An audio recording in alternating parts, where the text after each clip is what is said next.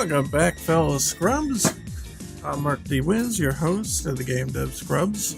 Excuse me when my throat is acting up. Of course, exactly, 10 seconds to showtime. Here I am choking on water.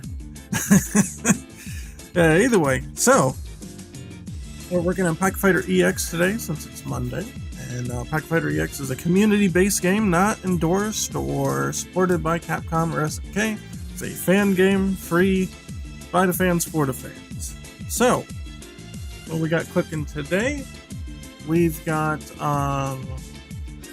perhaps an interesting change that I made that may not have been noticeable, but it has to do with when a character hits the ground after a knockdown.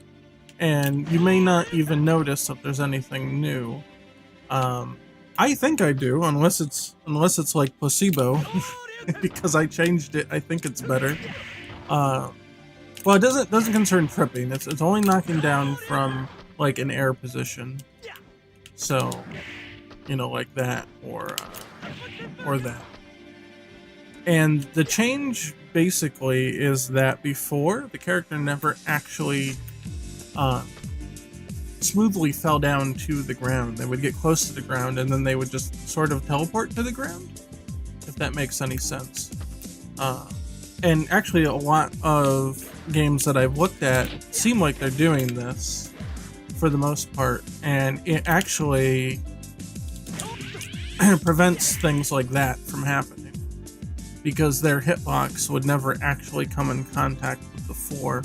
They would just sort of kind of teleport down from that position. Now you can make an animation to make that transition easier and more smooth, but we don't have really like smooth animation here. Some stuff like the idle animation might be smooth, but for the most part, that's only a handful of frames to work with. And you could, lag spike. That only happens in the editor. Now you could, you know why? I bet it's profiling.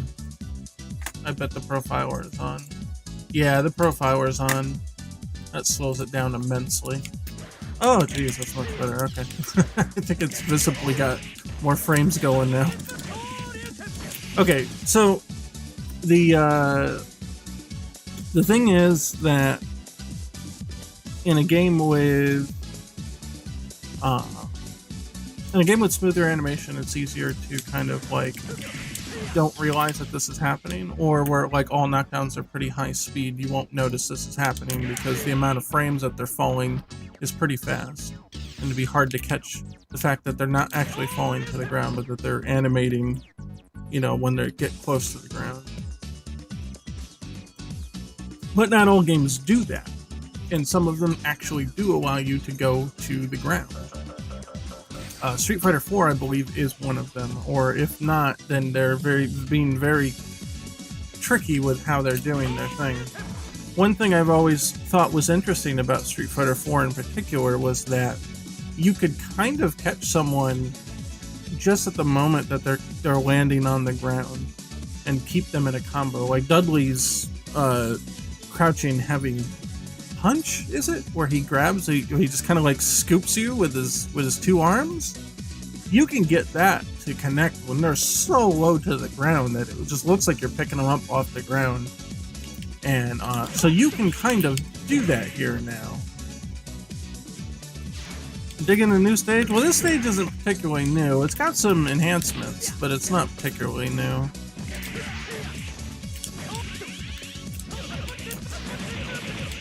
Oh, where can you get it? Here, let me get you the link. There. The latest public build is on Game Jolt. It's kind of like a indie game, fan game, kind of like itch.io, if you know what that is, or I guess a more extreme example would be it's like Steam but for indie games, kinda sorta. It's like Steam Lite. It doesn't have quite the many features that Steam does, at least not to the same degree, but it serves functionally the same purpose. We can put a game up there, we can You know, you can put it up for sale too. Now this one you can't put up for sale, obviously, because it would get sued out of existence. But say I made an original game and I wanted to put it up for sale, I could choose to use Game Jolt as something to put it up for sale, just like I would Steam. So that's what that is. Just a place to host smaller games for the most part. Anyway, so it's kind of hard to notice what's going on here, and basically how I chose to go about this is I told the program that when they go past a certain point, or when they get knocked down in the air, they can go past the ground level. Let me see, let me turn these boxes off. You'll still see the lines here in scene mode. But I kind of want to show you that what's going on is they're actually going below the floor to accomplish this. You can see the outline of the hitboxes here.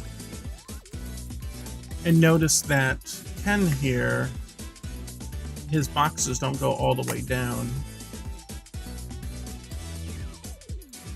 But he'll get very, very, very close. Let's see if I can get his... Can I get his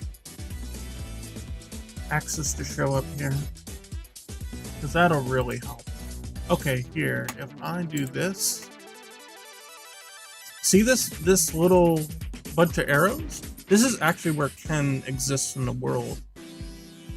It's actually down here, but you see that his body is hovered above it, right? Yeah, Streets of Rage 4 music tonight, man.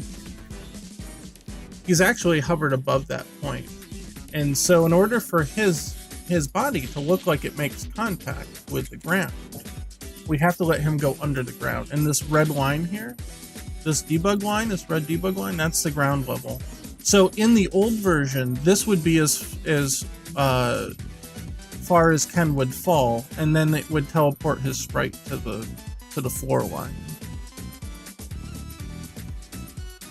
And so what I did is I said I want it to be smoother than that. I want him to be able to go under the floor. And there you see he actually goes under the floor. His actual point of reference goes under the floor, previously not possible. And that way he'll eventually land. And here you see the correction. Now the position has been reset at the floor and the new animation is taken over. Because this is the animation that allows him to get up. See, and then he stands back up. Most animations are based on the fact that his feet are on the ground here, so when you do hit someone into the air, what happens is that they're maximize this. Maybe can I keep him? I want to still see his... There we are. I still see the line here. So when he gets hit, you see, like, it looks like he visibly moves up, but he's actually still at this point on the ground. And when you're in the air, you know, you're orientated based on where you were standing. So it's almost like he's hovering above that point now. See, he's not aligned to the point. He's aligned by his center of gravity in relation to where he was standing. It's a little complicated, but it does work out in the end. There's a couple of glitches that have come out because of this, but it's not too bad. You can notice him start to slightly go under the floor when I grab him and throw him, but only for like a frame. And I'll work those out. But one side effect is you can hit them when they're closer to the ground. You saw that.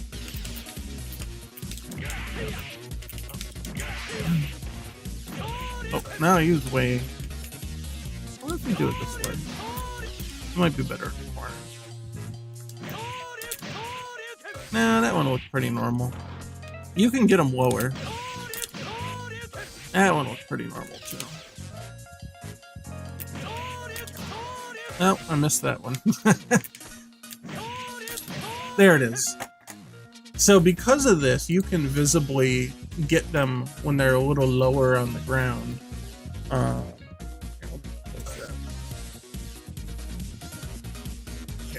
then you can see it here. Because his point is below the ground at this point. So it kind of looks like he's standing in the ground. So a couple of those things, I think what I can do is just at the point of them connecting with an attack, just bring them back up to the floor line before they get sent off. I think that would be an alright way to adjust for that.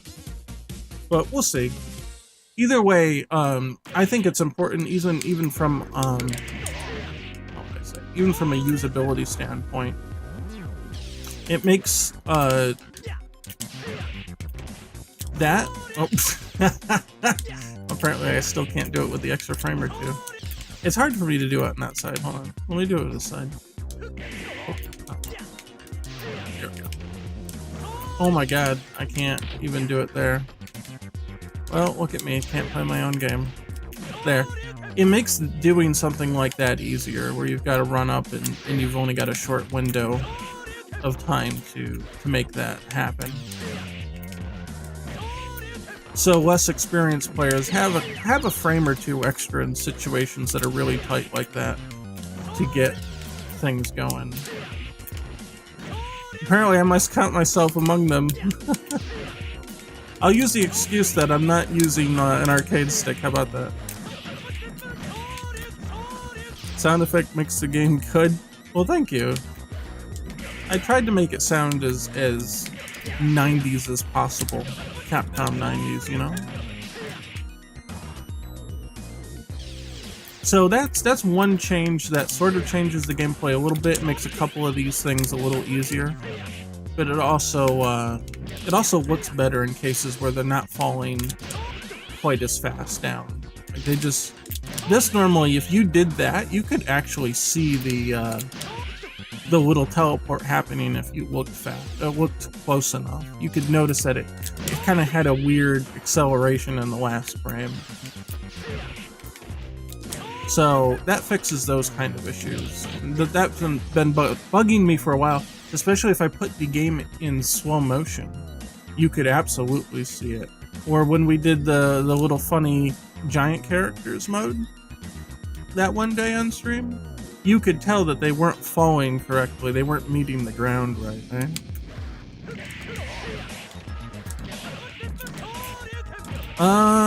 Street Fighter 2 HD Remix on the PS3 sound effects makes the game terrible.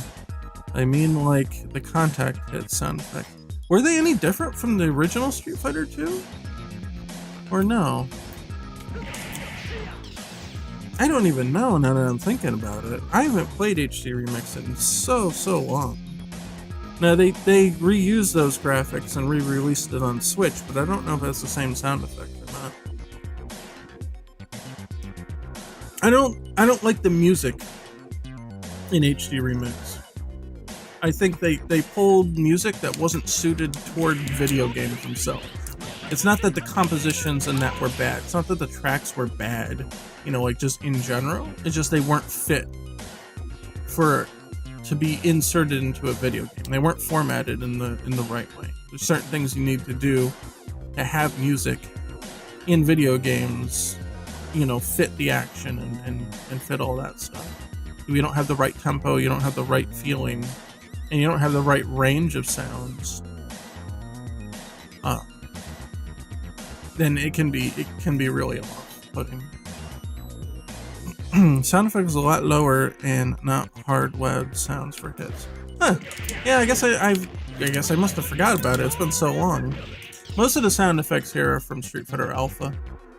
1, 2, or 3. Mostly 3.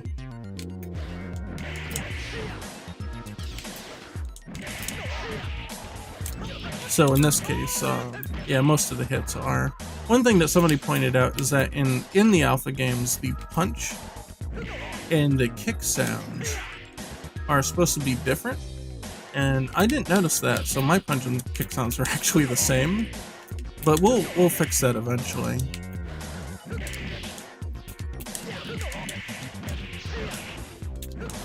So, but anyway, I wanted to share the detail of that little thing that I changed. It took way longer for me to change that than it might have seemed. but I did get a simple solution in the end. So I just have to kind of correct for that, and then it should be alright. But it doesn't seem to have any adverse effects except for very specific situations like grabbing. Grabbing's a little different. Grabbing actually works in... how do I want to put this? Grabbing kind of like pseudo hits the character, like it actually doesn't hit them with hitboxes. You'll see there's no hitbox when Ken takes damage when he hits the ground. It actually kind of like just informs the character that, oh, when you land on the ground, then apply all this damage in the hit. So they're a little different. So I have to compensate for that one.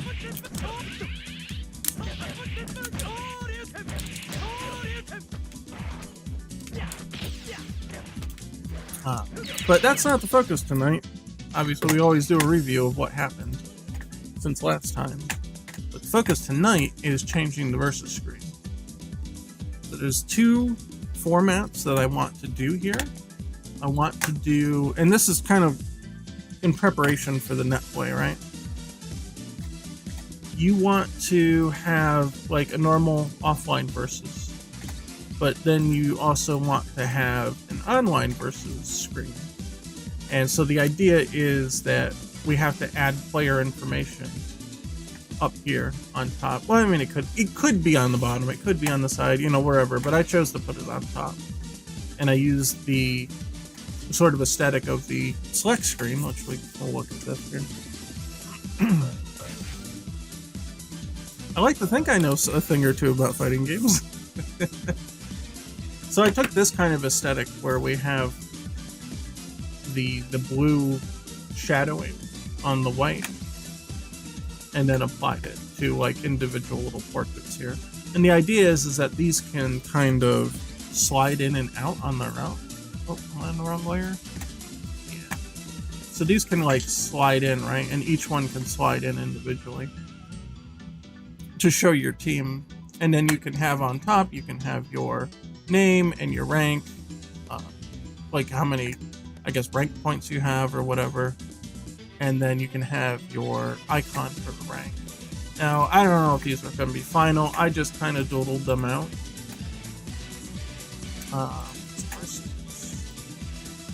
I just doodled these out. I think they're kind of neat, but I don't know if I'll keep them or not. You know, get like your bronze, silver, gold, platinum. Then I just started adding like jewels and accents to them. I thought they looked kind of neat. So, and then I guess whoever's at the very top gets the crown. I don't know. I kind of doodled these one day. Not too seriously, but I think it gets the point across that we can have little rank emblems. So you can have your name on top, how many points you have, rank, and then your emblem. I'll probably do ranks based on modes. So if you do single mode, you'll have a single mode rank, and if you do team mode, you'll have a team mode rank, and so on and so forth. And obviously casual mode won't have any sort of ranking involved, but you'll still be able to see the person's information, I guess. So that's pretty much the idea, is we want to program that. Now right now we have a very different versus screen. I'll show that. Now this is only going to be 1v1 because I'm in training mode, but we'll check the other one. So here, this is the versus mode currently, or the versus screen currently.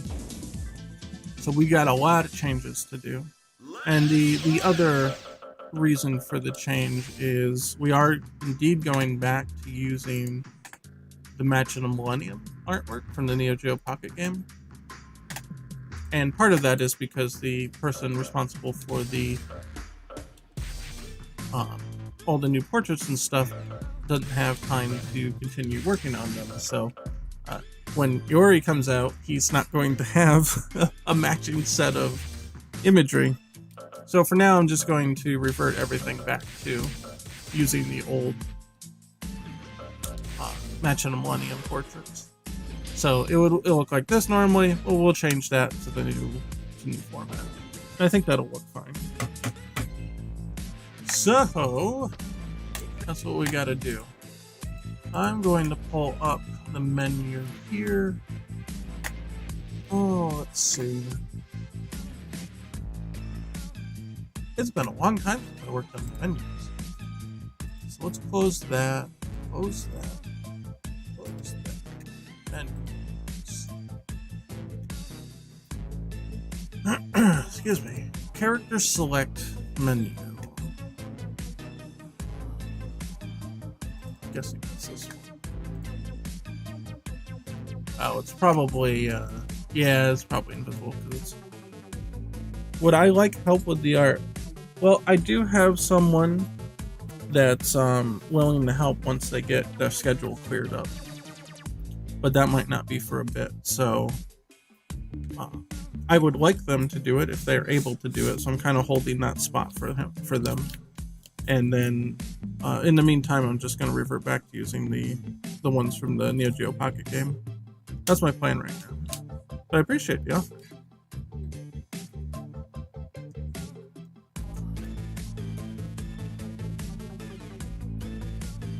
Oh, let's see. I want to enable the versus screen so we can see that. That's what it looks like behind the scenes here.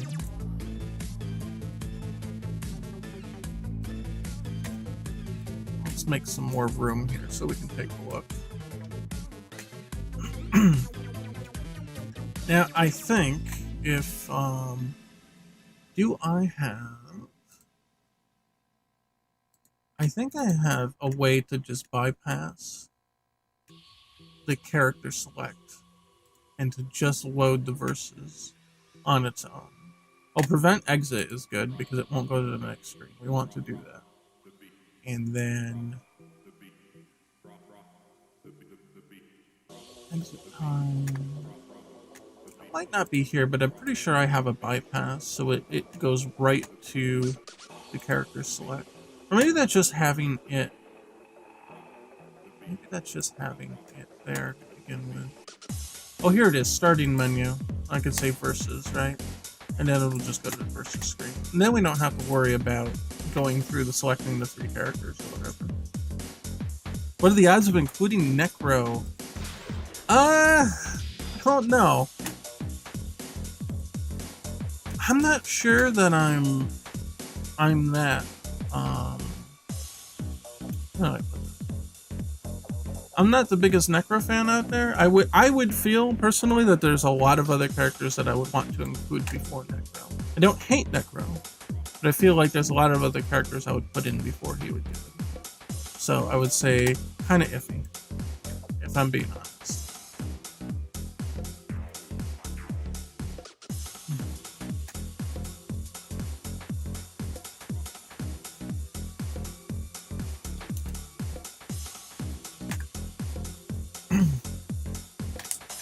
So, okay, let's see. We got to figure out how this is structured. It's been a while since I've worked on this.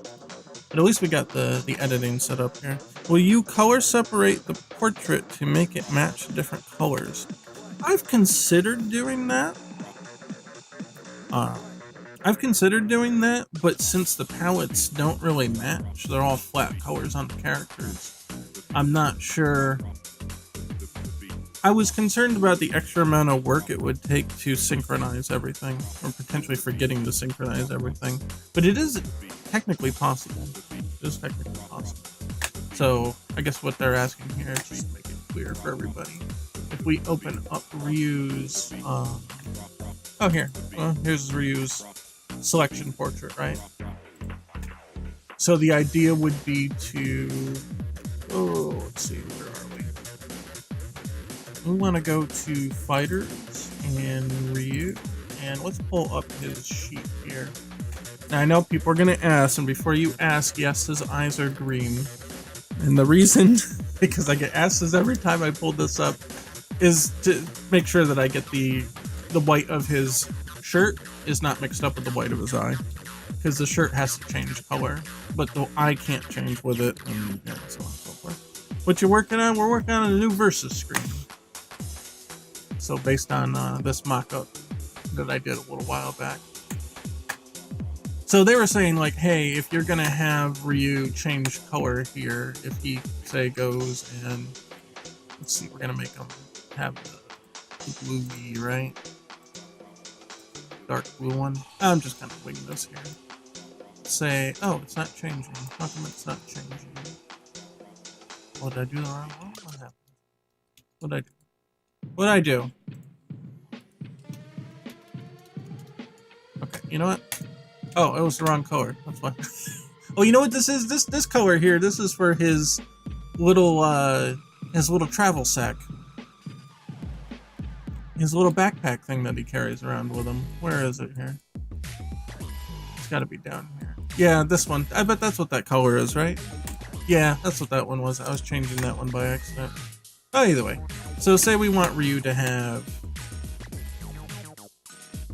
you know, a dark blue kind of color here. I would say probably do like this. And then make it a little lighter. So then you would say, okay, I selected Ryu with the blue outfit, but his portrait here doesn't have it. So what we could do is, you know, replace the white here with, whoop, that's not right. Okay, you know what? I'm gonna have to increase the color count here. And we'll just copy Ryu into here, and then we can just kind of copy the colors. So we would say we want to do like that, and obviously like his eyes are changing color because it's all weird. This is why, by the way, they're green over here, so that they don't get mixed up with the other part. And I can do this, but then it presents the problem where it's like, but this is only one color, and this is multiple colors here. So what do you do with this? If you just take this color and put it here, and sure, that works on this palette, and that's fine, but it may not work on all of them. Now we've got Ryu's actually a little darker here, but it may not work. Like, I select the skin palette to work as a one shade, but it may not look all that great here. So we may have to adjust it. And say, okay, now we need to up it a little bit. And then we'll take this one. Oh, I see what I did. I gotta make sure to replace it only in this area. Then we would say we'll take this color again, and then we want to make a darker variant, right? And you could do that. And that works, but you see how it's not, you can't just drag and drop it in. It doesn't kind of work in that way. Oh, what about his hair? His hair doesn't even match now. So how do we make that blue? Like, you know what I mean? It's a little, yeah. It gets a little complicated, and that's why I initially had not done that. And maybe in the future I might want to go back and do that. But maybe I'll just wait until, you know, the new art gets into. So I don't know. But you see how it gets. It's not so cut and dry to put them in there. Well, thank you. I like the color implementation too. I originally, when I started, I was like, you know, how far do we really want to go with this? Do we want Ryu to have shading? You know, do we want to go all out and shade all the stuff and this? And it just didn't look quite right. It just didn't have the same vibe when color detail was too high. So I decided to keep it pretty restricted in that sense, and really only color what needs to be colored. And you can kind of see that here. Well, these palettes are a little out of date, but you get the idea, where I don't use an extreme amount of color to get the point across. Sometimes simpler is better, exactly. Yep, and that's definitely the case here. And then to kind of counter the fact that there's no shading, I colored the outlines. So normally in these games, the outlines would be black in the original. But in order to get a little bit of extra color squeezed out of them, you know, you can do that. And it's very hard to render, and by render meaning like drawing or, you know, painting something that looks like a material without having multiple colors involved. It's very, very, very difficult to do that. If you even have two shades of a color, you can make something look like a material. And like, you know, in that regard, what I mean is, we go to the character select first.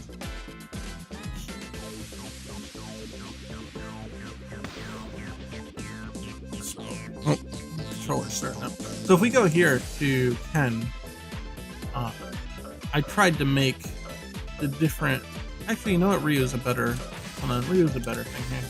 I tried to make his gi look dirtier than Ken's, which actually you can kind of see here. So Ken's looks like his material is cleaner, but Ryu's looks like his material is dirtier, especially in ones like this. Like, because I have the brown and the green together, it kind of looks more like a camo material. Almost looks like, you know, really rough material. As opposed to, like, you know, like this one still looks rough, but it doesn't look like it's like he's in the jungle rough. You know what I mean? So you can use two different colors together to sort of like inform a material type. It's very limited, and there's not too much you can do with just an outline. But if you have a shade of a color, then it becomes very apparent.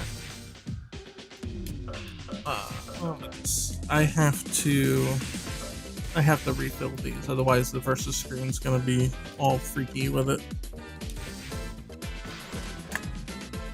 Every time you enter this menu, it wipes out your team data, so I have to go through there and do that over and over. So here we go, versus. And then we should just see versus. Oh, there it is. Alright, so I guess with that out of the way, we'll try to dissect what's going on here. And I think what it is here, it's gonna look funny from behind the scenes here, but I'll show you how this actually looks. So this is actually why the screen looks white, and then that allows me to set up all the code in the background before unveiling the graphics behind it. And there, see, now it fades in. Everything's all set, it fades in. And you'll see the characters get put in place and they slide in. I believe that's done by an animator. And then the versus screen comes in and boom. And then it starts the little effect there. So essentially we're going to be replacing these things here with those new character face portraits. Not new, but you know. And that'll go into perpetuity, because I told it not to advance to the next menu in this case. And you can't even see the EX background. That's from the character select portion of the menu. But that actually gets blotted out, because you see this little square here is really the only part the camera sees. Pull it back here, take a look. That's what it looks like. That's the magic behind the scenes. In fact, if you wanna, oh, yeah, all right, we'll do it. I don't feel like setting the character information again, but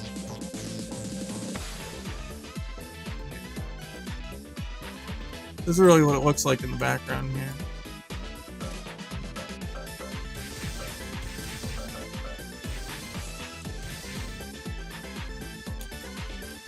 Oh, I don't know if I'll be able to select the other character because it's I have to do it through this window. No, I'll do it right here.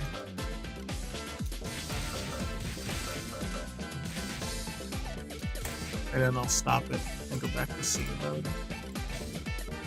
And you see him pull away, and then this one pulls in. That's pretty much how it is. It's just things scroll in and out of the environment, and then it transitions. It's just kind of neat looking at it from behind the scenes like that. Okay, so let's take a look at this here. We've got the team left and the team right. Yeah, team member 1, 2, and 3, right? Yeah. And then each one of them has a sprite. And then they've got, oh, that's pretty much it, really. And they've got their member information. Yeah, it gets a handle to this information here. which this tells me what the team composition is for each player. It says the time in which they selected it, and that's so we know who selected the character first, and whoever selects their team first, finishes selecting first, they get to select the stage. And then the color palette that they used, and color select time, yeah. Actually, this one's not filled out, character select time. Maybe I don't use it anymore. The color select time is the one that's important, because that's the last thing that the character, or the player would select. And that tells me what the team composition is, and every time I enter this menu, it tries to wipe this data. That's why I kind of blocked off the character select part from activating. And then it tells you what stage they picked, or if they picked a random stage, and so on and so forth. Announcer.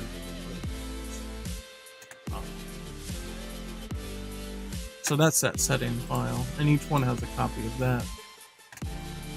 So something else must be... Oh no, here's the animator. I was going to say, something needs to be animating it here. So team left, and team slide in, here it is. So if we go to the animation, yeah, here we are. Yeah, here it is. There's different ones. So see characters, one character slide in. Oh yeah, that's right. Okay, because I had 1, 2, and 3 characters, remember? You could choose not to select all of them. Hey, who's that? Frosted Link 20. Hey, it's a raiding party. Well, thank you. I appreciate that. Hello and welcome everybody. Hey, you were here before, right? I recognize that avatar. So we're constructing, well, editing the versus screen to use different artwork now. We're going to be doing it based off of this template here, mock-up rather, that I made. I'll have this will be the online version of it, and then the offline one won't have the additional stuff.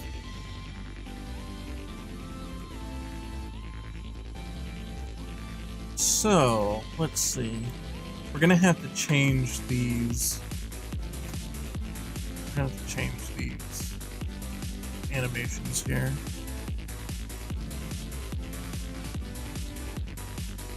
Team hit. What's it? Oh, that's when we don't want to display anything. Then team slide in. I think I used to use this one.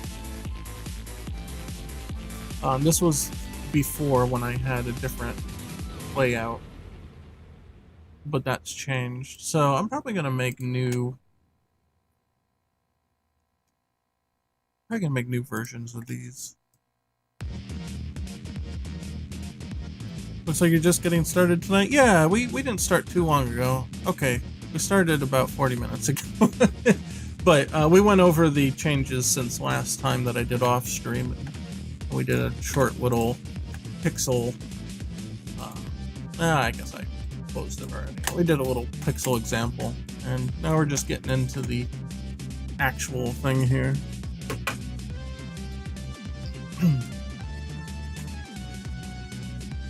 So yeah, you don't have to select all 3 characters. You can select only one. So that complicates things here. Yeah, notice how these are so low compared to the camera. It's because the older, well, not the old artwork, but the artwork that we were using currently, that we're going to change, is very tall, but these ones are not. So I'm going to say new, let's say 3 character slide in V2. We'll know that this is version 2. Let's do it that way.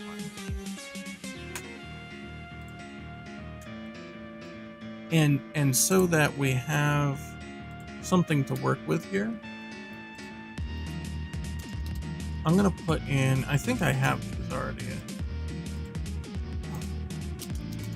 There we go. portrait.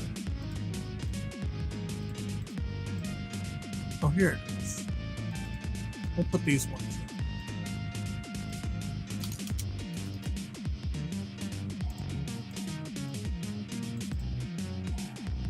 Just for now, just so we can see the characters, right? Oh.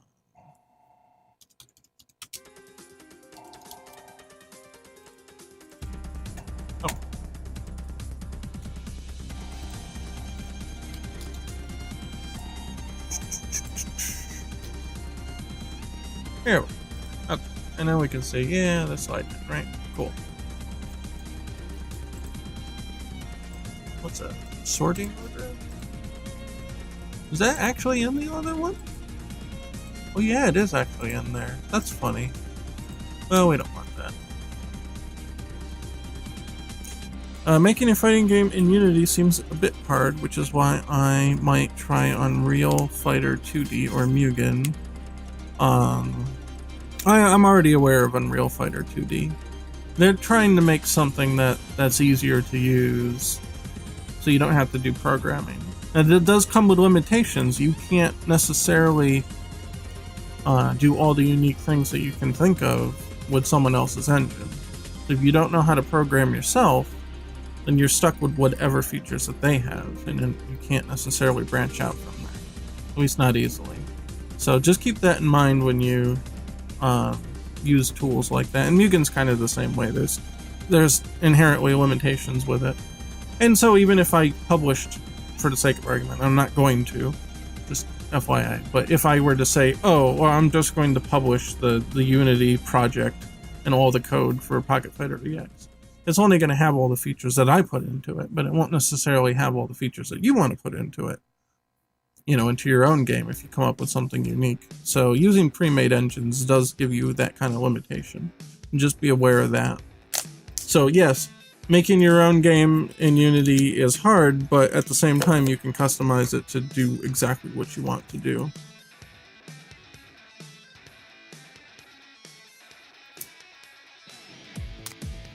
Well, you can make whatever it allows, but going outside of that scope, you'll have to have programming experience to make that. Unity's being a big pain. I'm at work, but cool to see the game coming along. Yeah, well, thanks for stopping by, and thanks for bringing people with you.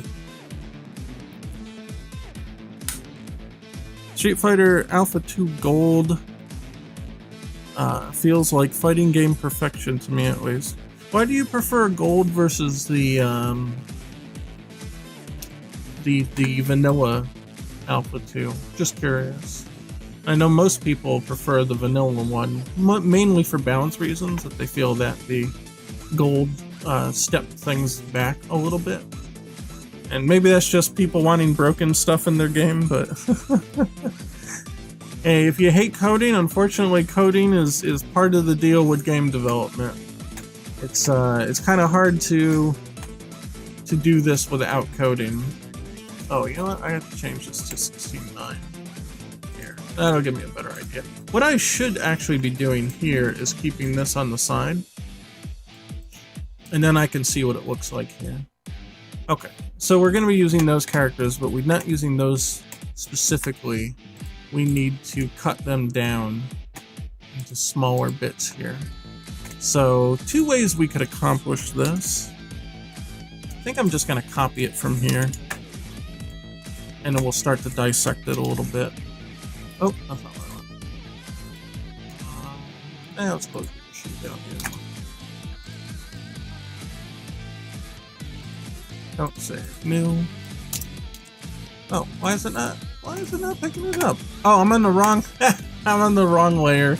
Of course I am. That's how it always goes, right? Welcome to Game Dev Scrubs, where the title is true. We are the Scrubs. Okay, so we can make this kind of like a template, right?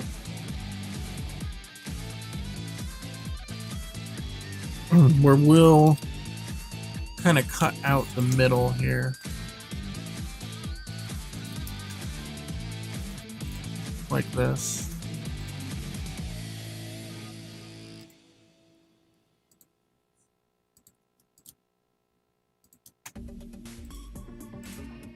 And then we can kind of safely get rid of the middle here.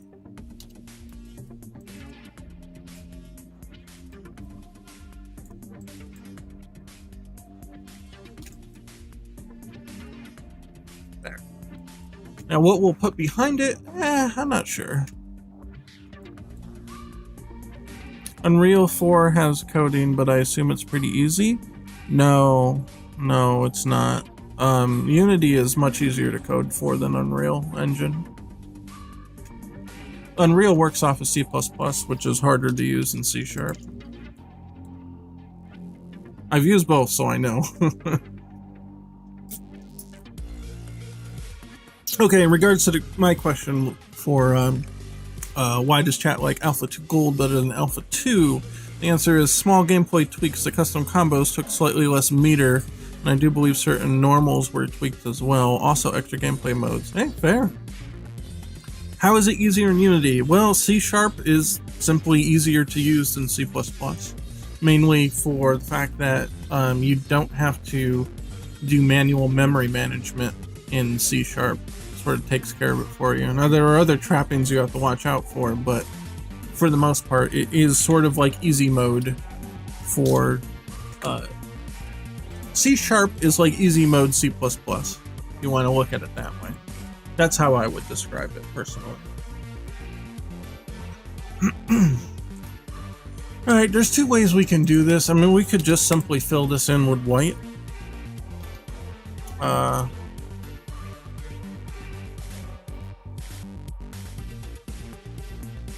I thought that maybe it might be possible to do a checkerboard pattern to get kind of like a half transparency behind it. I don't know how well that would look. I'm not sure if that would be good or not. Well, then you see, but then you just see the shadow behind it, right? I guess it would have to be solid. But let's make a copy of this first. Because what I'd want to do is I don't want to have the character's face and this be the same sprite. I want them to be separate because it'll be easy. One, it'll be easier to build it that way. And then two, it will, I could change or tweak the base image without having to go and redo all the other ones. Yeah, we're gonna have rollback netcode. I've been working on that all 2020 and into 21. It's just taking a long time because it's an insanely large amount of work to make that happen. And so this will be our template here. What I'll probably do is, yeah, we'll do that. I'll make another new layer. What do I want to do this? I'm gonna call this the mask, and you'll see why I'd do that in a second. Because what it's gonna be is it's gonna be this too, but it's gonna be all black here. And then I can turn that off to see the thing underneath. So this is the frame, and then below that we want the character. Now I whipped these up real quick. I don't think the alignment's too bad, but I may want to tweak that alignment.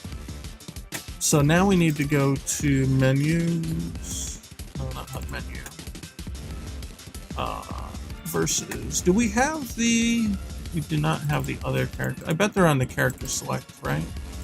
Portraits.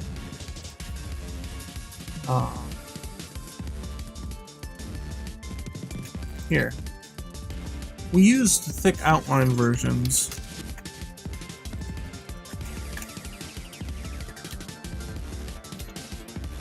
Oh, I got cut off.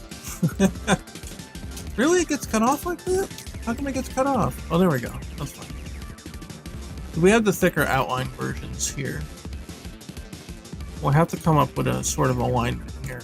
And so the idea is that once we have our alignment, we can hit the mask and we can kind of cut this out, right? Maybe that color is not the best color to use here. Because these are... That's going to be the same color, right? Here, you know what I'll do? I'll make the mask pink. We don't use pure pink, like hot pink, that's 255-0255. Like we don't use that for anything. It's sort of a reserved color. So chat says Mugen doesn't have all the tools you need to make a fighting game the way you want it to be. Your imagination, not even loading screens and custom fades and wipes. I don't know exactly what the limitation is for that, but there will be a limitation. You know, whatever menu structure they have, you just have to deal with. It's just going to be what it is. You know, you can work within their limitations, but you can't go out of it. I know the person that made the Castlevania fighting game in Mugen, they were constantly frustrated with, they wanted to make sort of an expansive single player mode, you know, with like a shop and stuff, and it was all fine, but there were issues where you couldn't keep in memory, like, you couldn't keep items in memory past, I think, like, if you game overed, it would wipe out all the items that you had, but that was a Mugen thing. Like, it just wouldn't let you store memory through a game over, something like that. So he couldn't make the single player game that he wanted. He couldn't add the robust shopping options and experience gathering and all that, you know, and have it stick the way that he wanted to. Like, he did what he could with it, but he wanted to do so much more with it, but he couldn't. Because it just, Mugen doesn't have that ability. But it's hard to know what the limitations are until you start working with it.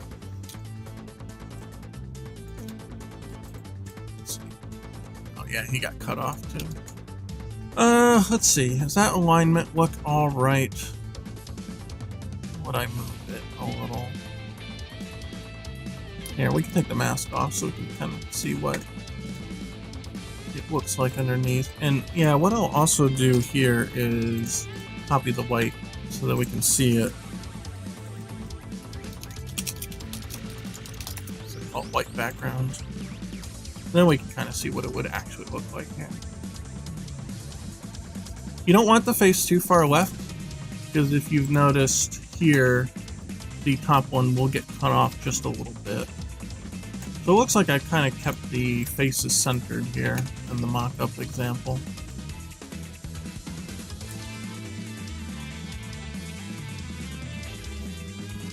Well, I don't know. I'm not him. I can't speak for him. Everybody's got their opinion, right? Let's see. I think this one's good. You don't want the eyes like in the center necessarily, but you don't want them too far, or you don't want them too far up. Otherwise, you won't get a shot of like their real face. You know what I mean? Center is a happy place. Yeah, you want them center, I think, left or right, but you don't want the eyes exactly in the center.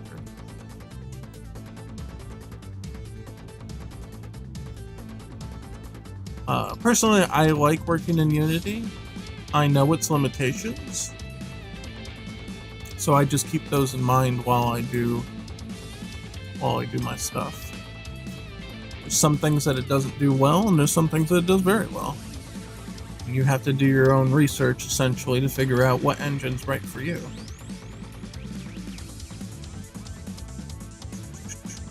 I think for the most part, for like indie games and stuff, Unreal Engine is sort of overkill. It's kind of like pulling out the Ferrari to drive down your driveway in many cases. It truly shines when you need to push everything to the metal and get the most performance you can out of the highest graphic quality you can.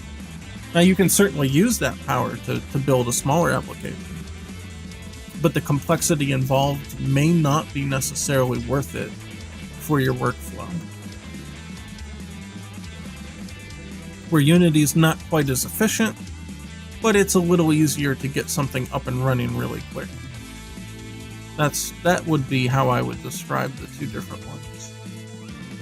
I just have a feeling that he needs to be to the right a little bit. I think the bandana itself is throwing off my perception a little bit.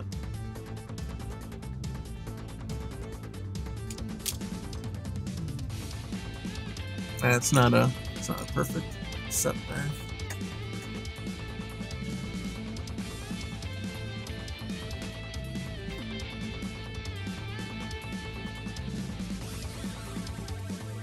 Yes, there's a lot of coding involved in any game making, not just Unity.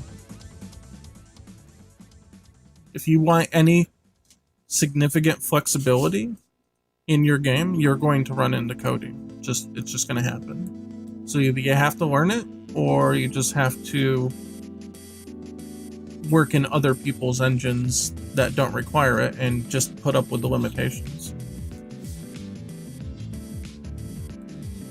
Yeah, I'm staring at it and I'm thinking, I think this is okay. So I'm gonna save this as, yeah, we'll go to the versus screen v2. I did have character panels from before, but I wanted to redo them anyway. So I'm gonna do character panels 2.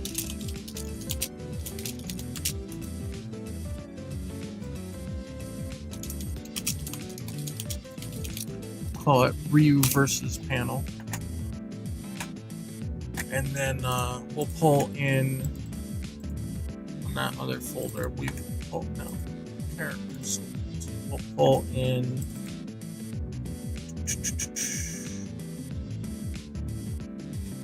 Ken.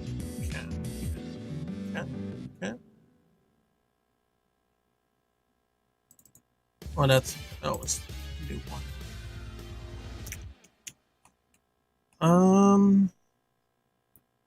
That doesn't have the thick outlines, though. Where's the one with the thick outlines? There's Ryu with thick outlines. Where's Ken with thick outlines? Thick outline. There we are. There's Ken. And I want to get Terry, too.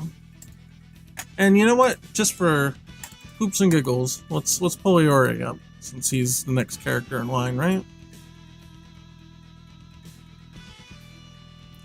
Well, Mugen hasn't really changed. The people who made it, you know, they stopped making it. So, if you want to do anything with it, you're kind of out of luck.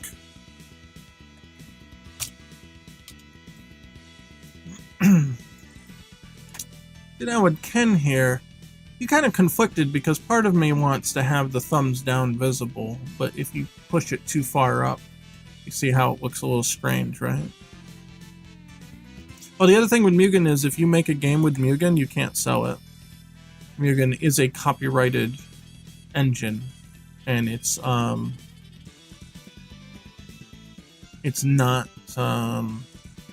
free to use in a commercial sense.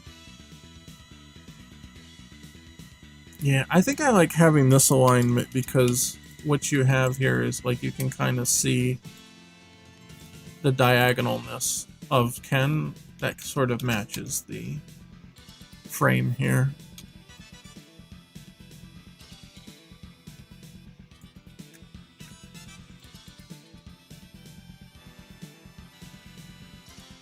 Yeah, I think I want more of his face to show. Right? Oh, crap. Did I put that on the wrong thing? I put that on the wrong. Oh, I deleted the whole layer is what what happened. Hold on. Let me do that again. I put it on the white background part.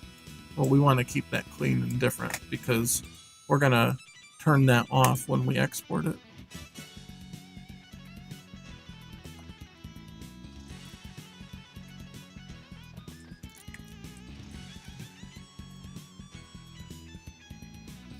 Yeah, I don't know what Mugen's capabilities are in full. I just code what I need and I go from there.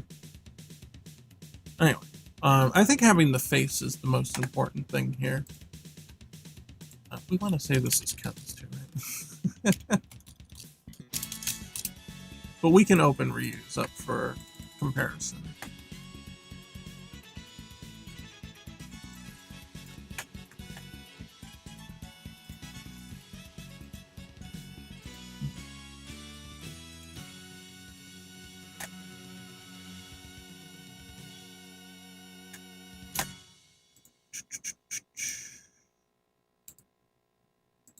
I feel like Ken's a little... needs to be to the right a little bit. I think the eyes are in a pretty good spot, though.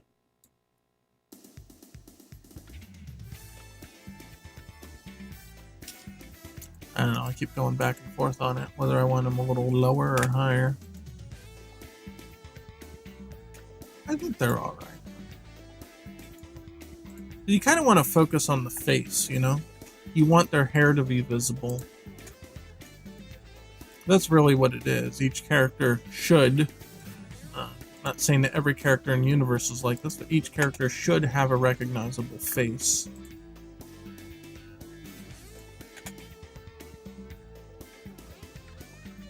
Yeah. So obviously, you know, with new art, we can make these a bit more form-fitting, or even have a completely different layout. All the layers are giving you the business. I feel like the more that I use the layers, the more I misuse them. And then they become a problem. I don't know how. It's just how it's going.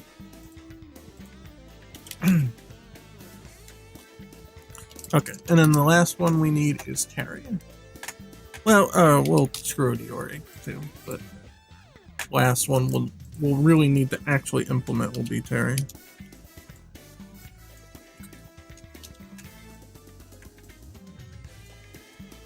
And so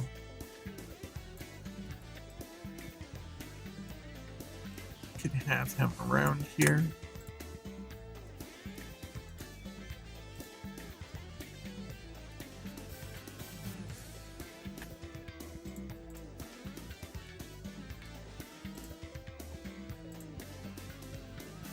Get them kind of close there. That's a little better. And kind of compare them a little bit. I don't want to push Terry too far to the left because his hand will get kind of lost.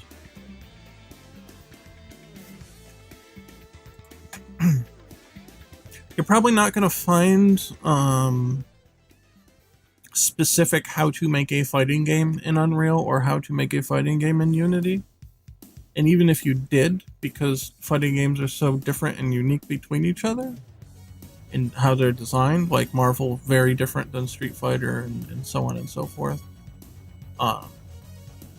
Just following a tutorial probably won't get you the results that you want. In fact, I can practically guarantee that it won't. Unless you're just looking to clone the game that they're using in the tutorial. I think the better approach that you need to think about is learning how to make software in general. Like, video games are programming, they're software, they're multimedia software. Figure out how to make multimedia software and then use that experience and those skills to make a video game. That would be my recommendation on how to start with that.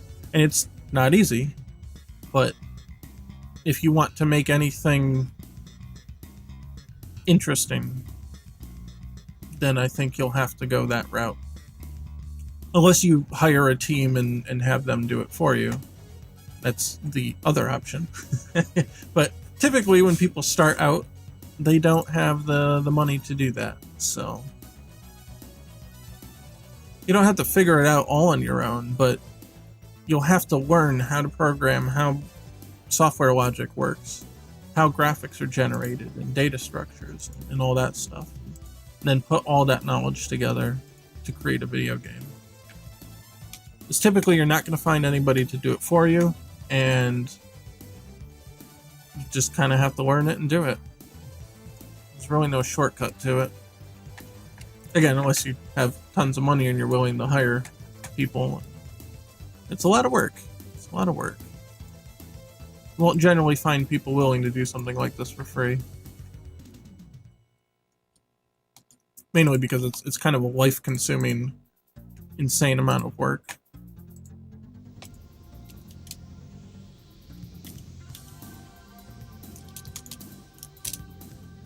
Ah, I didn't capitalize that, did I? Alright, well no. We'll capitalize.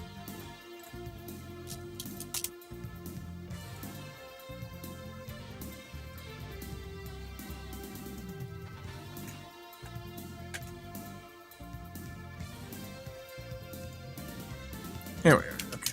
Copy that. Here. Erase. I'll get good old Leori in here.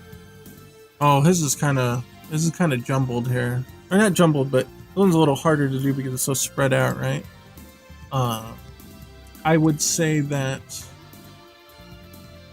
you want to get it to the left as much as possible, but you can't cut his hand off. That looks dumb. Or maybe something like this. Fortunately, he has big hair to kind of counterbalance here.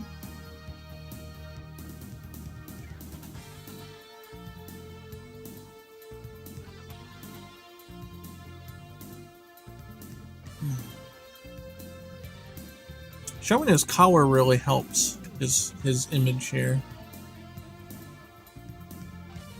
Would learning how to mod be a good place to start? Learning how to modify games and assets can give you a good preview on how some of that stuff works.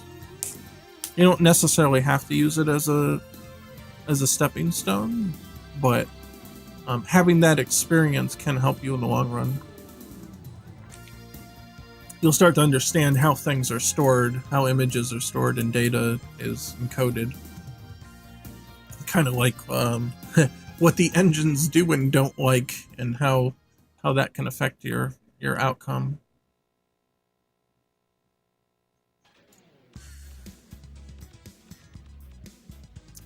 Like I said before, you can't push him too far left because his hand will get cut off. You can't be too far right either. I think this kind of works. You can see some of his collar, and I think it's kind of important for Iori's image to have that kind of thing.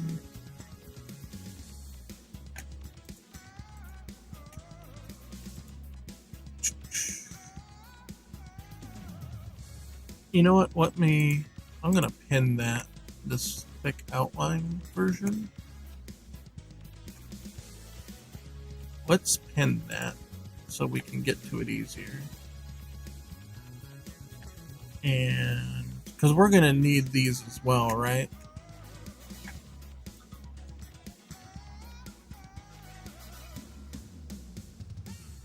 Yeah. Okay, we'll come back to those in a minute. Okay, I think these are all pretty good. Close that. Yeah, we still need this. In fact, we'll save this as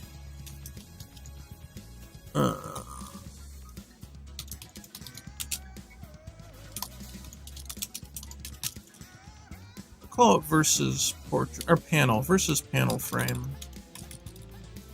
Keep the same language between here. So this is versus panel.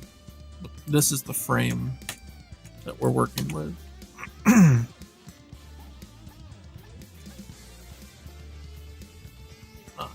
Oh, I should qualify if I didn't say it before and I don't remember. I have very bad memory.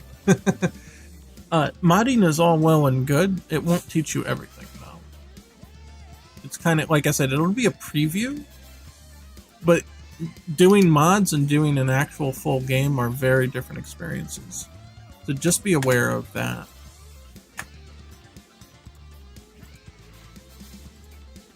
Okay. So let's export these. Make sure they're the right settings.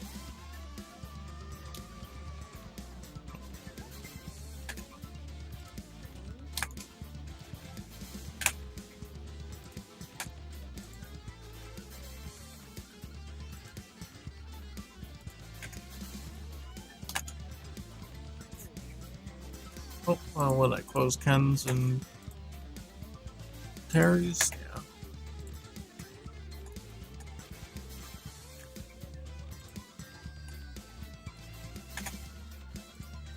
And again, we're using the mask because that's the color that's going to become transparent. We don't. Oh shoot! I want to do that too. Yeah, I'm gonna want to remove that as well. But I do need to keep the shape.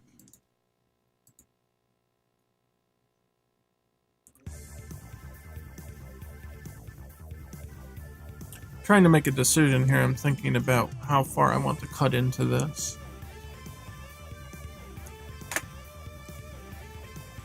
And we'll find out.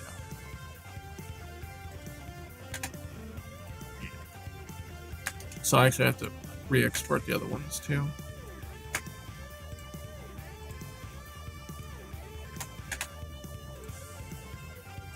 So I did them with the background, the white background enabled. And we don't want that.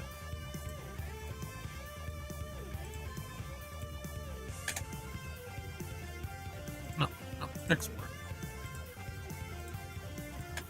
Okay, and put it back on. Oh, I can just probably say close it. Yeah.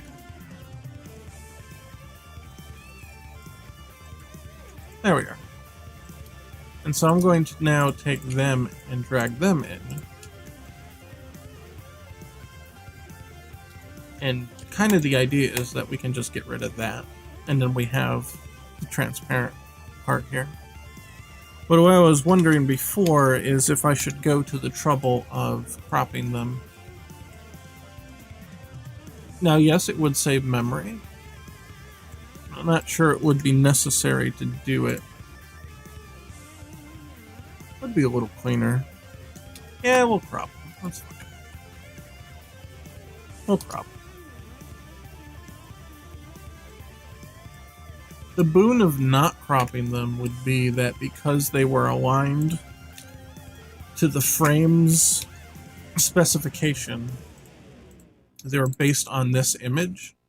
When I import this image into Unity, I can just slap the other one right on top of it, and it will have the same size, dimensions, and offset that it would need to be perfectly captured and sewn together. But now in this game, it doesn't matter as much because all the graphics are very low resolution. But in a bigger game, you wouldn't want to do that because it would cause you to have to eat up more memory to make these work. You would have all that extra space that's doing nothing. And that cuts into render performance. Let's see, make sure that... Oh, those didn't refresh. Yeah. Okay, hold on. Let's look in here. Yeah, okay, they look alright, yeah. But that's all that extra space causes issues because it's rendering all that extra space. Even if it's invisible, it still has to process it. It still has to look at it to determine that, oh yeah, I'm not supposed to render it, it's transparent, you know, or whatever.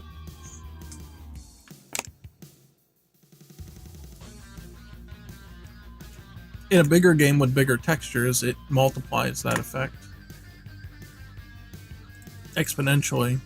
So it's kind of a thing you want to avoid, but at the same time, in Pocket Fighter EX, because they're so small, you would never notice a performance thing. But I'd like to do it right the first time. So yeah, let's get that, and then we want... Excuse me, let's see.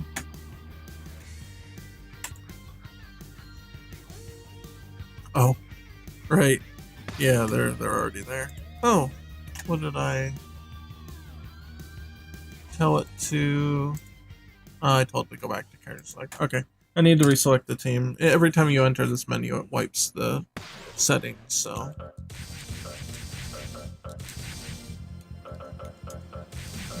And the electricity that you hear, the little lightning bolt, that's because the other menu's active right away. It's that sound effect. Oh no, Ryu's facing the other way now. What happened? Okay.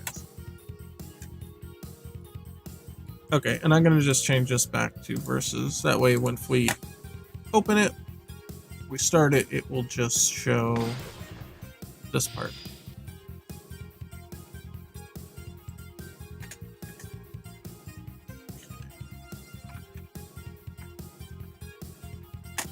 So here, this team member 123 is now going to have another object underneath of it, which is going to be the frame. So let's import that. Or it's not here. Oh, I never exported it. Okay, well, that's my mistake. Export. There. Put that here. Versus panel frame. 10 pixels per unit. This one actually is just a single. It is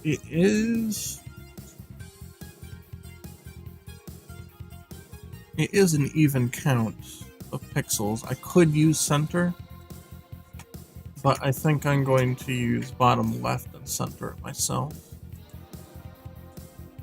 Don't need a physics shape. Oh yeah, and we want full rect. Typically you want to have tight on, but for low resolution pixel art, sometimes it cuts the edges off the sprites. So I can't have that. You know, if it cut the edge off of a giant 1024 by 1024 pixel texture, I probably wouldn't lose any sleep over it. Probably wouldn't even notice it. But when you cut off part of Ryu's arm because he's so low resolution, then you notice that. Let's see, no filter, no compression because that makes sprites look terrible.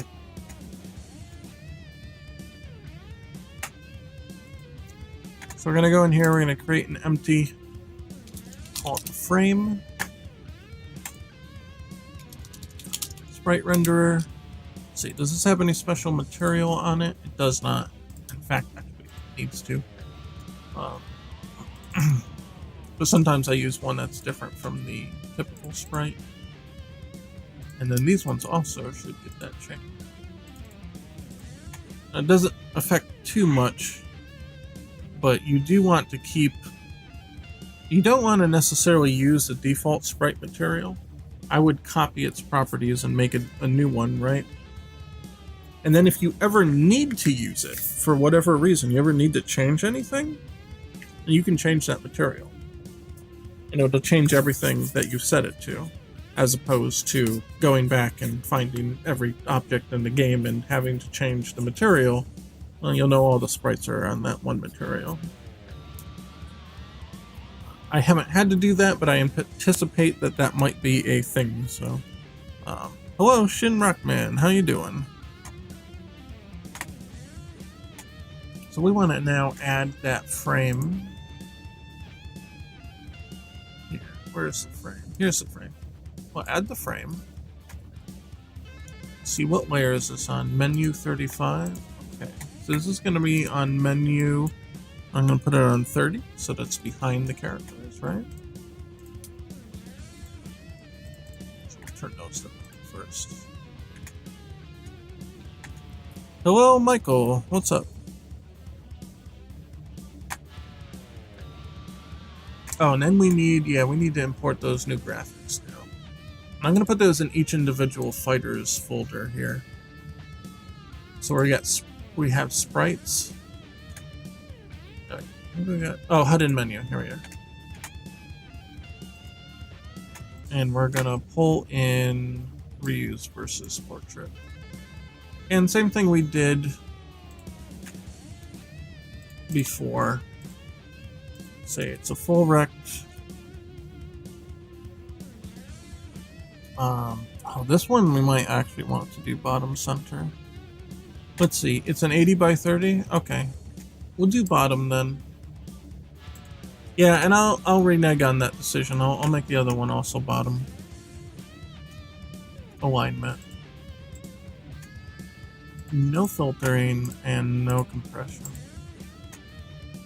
So this one here. Let's go back to that. And we'll just say bottom. Because this is also an even number of pixels, so it won't get weird. Hey, Screaming Red Skull, what's up?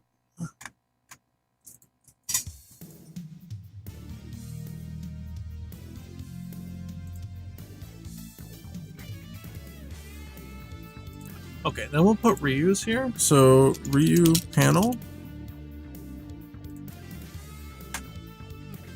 And then we'll align the frame in a way that should be right. I'll probably have to take a look here. I can't do half pixels here. This should be -4, and this one might be -0.4. Yeah, there we go. Or rather, +0.4. And that looks like what we have in the example, I think.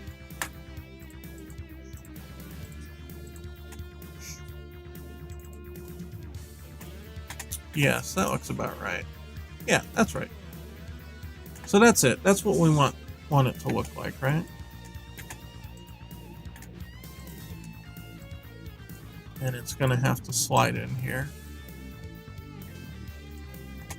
So let's see. This is frame 1, team member 1. Team member 1 should be on the bottom.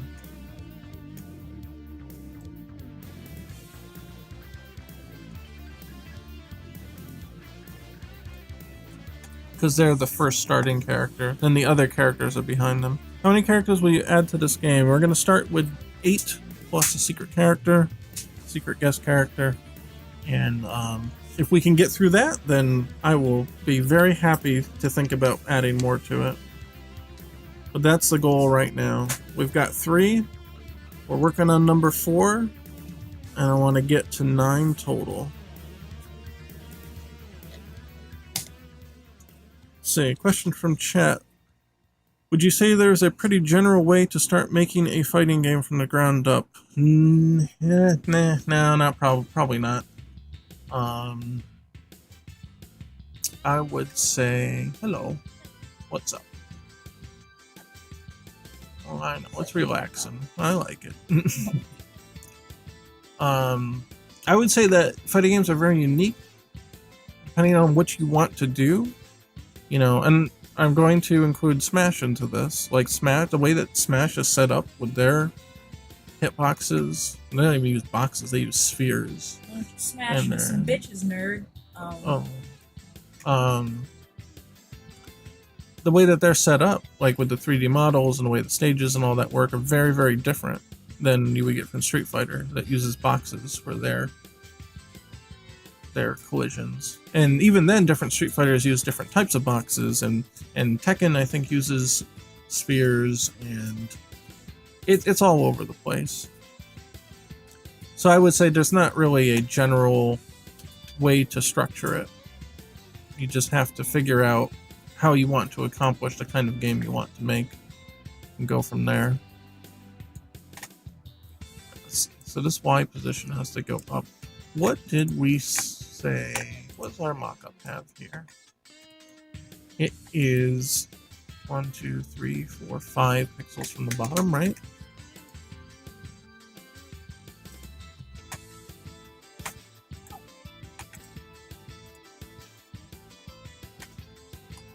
Let's see, how can we... Oh, good, we can see the pattern here. It is currently 3 pixels up from there. So that's 4 and 1 more. 5. We'll have to round this up here. Yeah, okay. And that's pretty decent. Let's see then the alignment here. Usually I hear people say make other types of games. Yeah, if you're first starting out in game development, you're not going to be able to successfully make a fighting game without a lot of undue stress. You should start by making a very simple, small game and then go from there. Let's see. So this is lined up with this corner here. Okay. This will be a little harder to line up. Actually, from the left side of the screen, let's say 3, right? Okay. That makes it a little easier. Instead of trying to line it up with that. Yeah, if you're first making your first game, you should like try to clone like Pac-Man or something, just to get the idea down. And then you can start to build more complex games after that. But if you start off too quickly, you're going to end up doing and redoing and changing and going back and redoing stuff over and over and over as you start to actually gain the experience and learn and be like, oh, I set up this entire thing and now it's wrong. because I didn't know that you should be doing XYZ, and I screwed it up and I did, you know, the ABC instead. And it's like, okay, well, now you have to kind of redo that. Let's see, what did we say? 3 pixels from the left? Yes. It's about 3, so like, yeah. There, okay. So that's the position that we want. And basically, let's see, it starts at -20 and goes this way. Okay. So here we want -5.5 on the Y, and then the 20 is fine because it slides in, right? Boom. Slides in.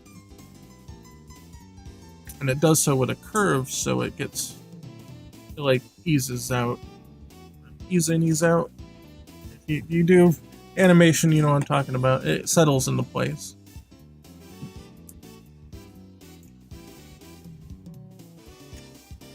A piece of styrofoam got stuck between the keys and I ended up typing gibberish. Okay, that explains that. I wasn't sure what that was about, but that's alright. Yeah, mechanical keyboards, usually the keys are a little easier to pop off, too, since you mentioned getting one of those. They're a little easier to clean. Just take a picture of your keyboard before you start pulling multiple pieces off, just so you know where they go back right.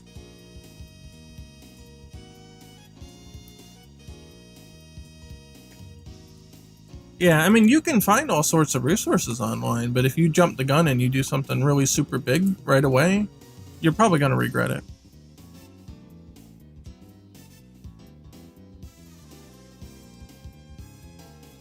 Let's see. So that's about right. I think that looks okay. And then we got to do the other ones. So this frame, we're going to copy that onto here.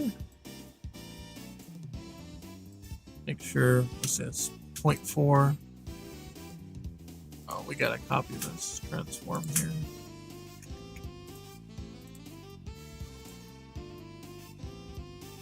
Paste values. Oh, he's down there. What's he doing down there? That's alright. This is gonna be team number 2, right? Yeah. And we can use reuse face again here to just do it. Because we're going to be erasing the sprites anyway. Oh, I see. This was 35. This was 25. This can go back to 35. But they're not going to be overlapping anymore.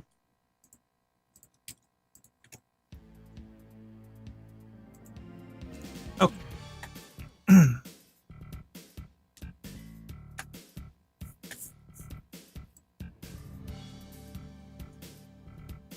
So he's going to settle in up here. We need to raise that Y real high. And let's see what's our offset here. It is 4 pixels. So let's just zoom in. It's pretty close.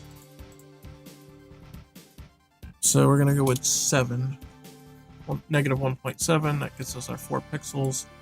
And then the offset left to right. Be a little trickier here. Visually gauge this, but oh, excuse me.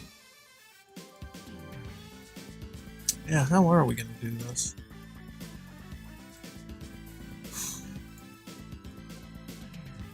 Oh, we could probably do it from the left side here. I'm going to guess that that's actually cut off just a slight tad. So let's count how many pixels. Oh, we can't do that because it's... Well, let's do it this way. We'll drag it down straight and then we'll do it. So 1, 2, 3, 4, 5, 6. 6. There's 6 pixels from the edge indented. That'll be a decent way to figure this out.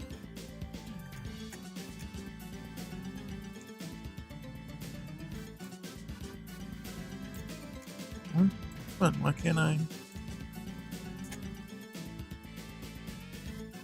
do this? talking about while moving.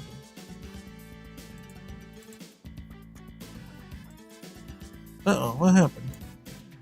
Oh, I must have corrected it outside of the animation. Oh no. Oh, we'll fix it. We'll fix it. It's 4 on the top here. One more. Yeah, 1.7.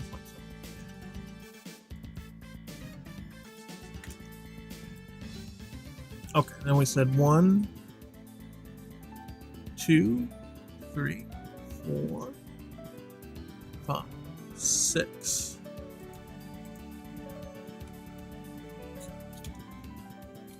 Six. There. Okay.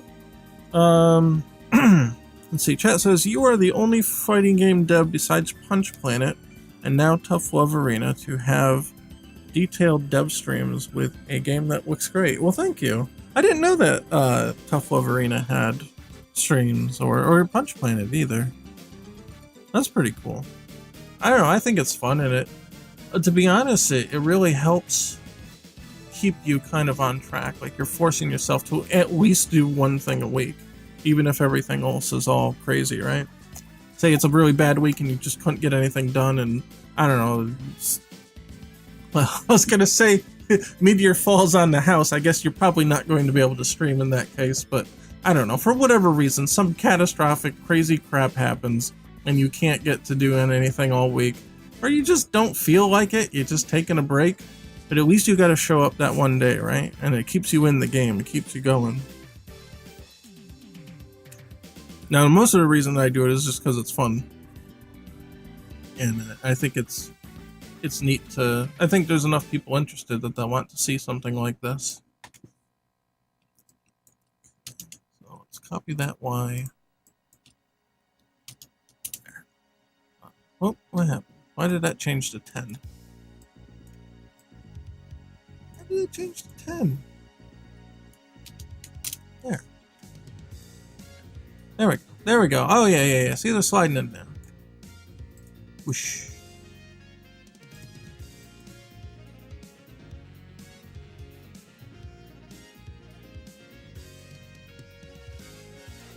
Okay. And then now we need to do the third one.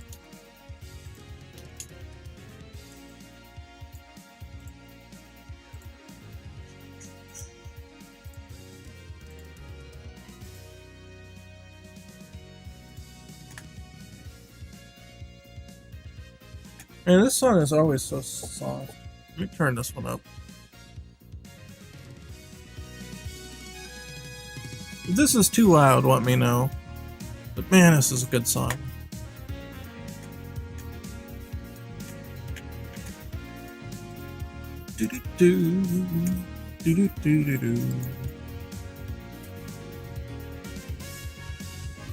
This game going to be 2v2 or 3v3? 3v3 King of Fighters one at a time style. So you pick a team of 3 characters, but the first 2 characters are in a one-on-one match, and then whoever's defeated gets replaced by the second character in their team, and so on and so forth. So it's not like a Marvel active tag. You just, each round, whoever gets defeated gets replaced by their next team member, and so on and so forth. You'll be able to play single character one-on-ones if you want to, but that's like a separate mode. The main mode that I'm thinking about is this three character team. Sometimes we'll call it a queue team because they're queued up. What is this? Frame position? We don't need to know. We don't need frame position. Oh, it's because it's because I adjusted the values here outside, or during the animation. That's why that happened. Okay. Now we'll go back. Okay, so the third team member is going to be up at top. It's going to be 4 away from the last one. And let's see.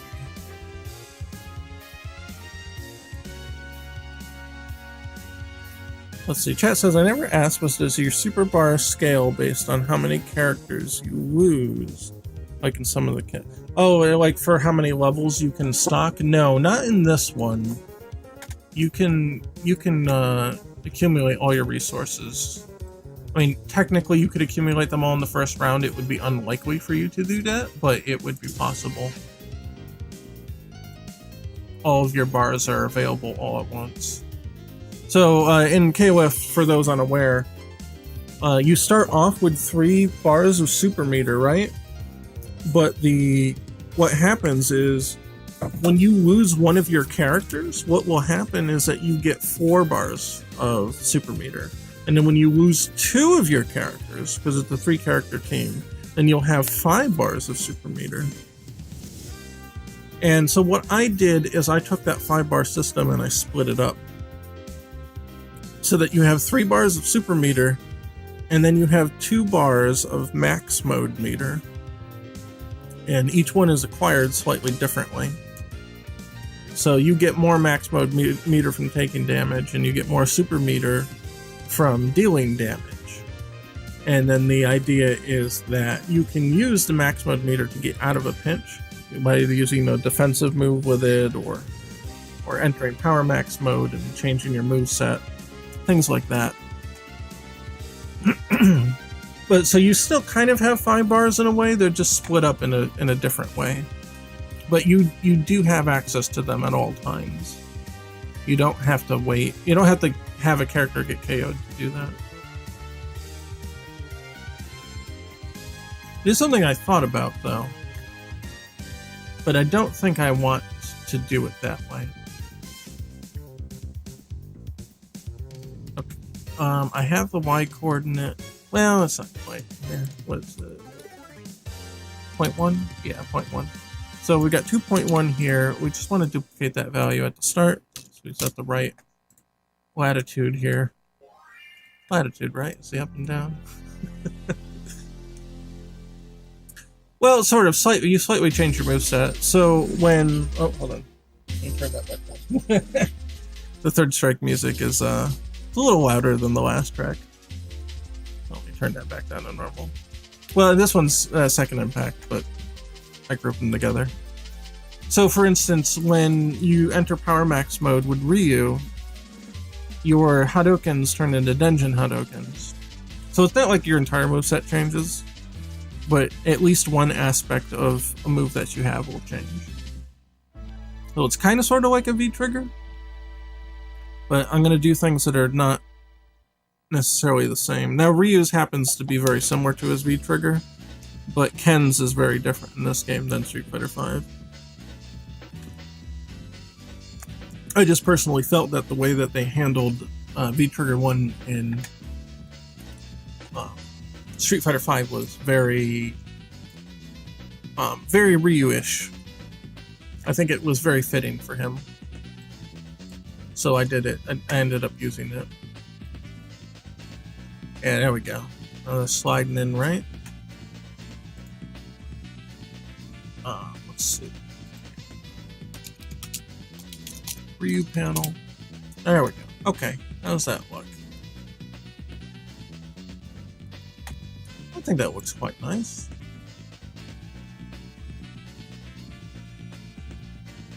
Then he slides in. So we can use that character slide in V2 now for that. And then when it's online mode, probably what I'll end up doing. Oh, let me keep this open. What I'll probably end up doing is taking this object and moving it down a little bit, and then we can have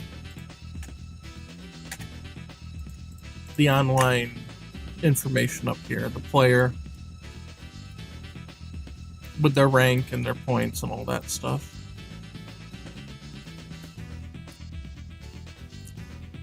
Seems more in line with an install state where the character gets new toys to play with, increased combo damage potential. Kind of hate that one and done V-triggers in Street Fighter V. Yeah, I don't want it to be like V-triggers to just be a move. Or rather, the Power Max. I don't want that to be a move. I want it to be a state that you go into. and then you have like time to use it, right? Yeah, I don't want it to just be like you do a move and you're done. I want it to be an actual state. I mean, it's max mode, it's power max mode, it's a mode that you enter, so it's not just a move. It's always going to change something, and you're going to have it for a period of time. And then armor max mode is pretty similar. Where armor max mode differs is that you can use the remaining amount of time that you have to do another alpha counter out of it. Now that alpha counter is not in the public build. We developed that after the current public build went out. But let me undo that before I forget. But the new version, you'll have the alpha counters. And so you can use an alpha counter, and that will put you into armor max mode. And you can use another one before time runs out. Or if you choose to use armor max mode without activating through a counter, you can do 2 of them before time runs out, provided you do them quick enough. Yeah, that looks cool.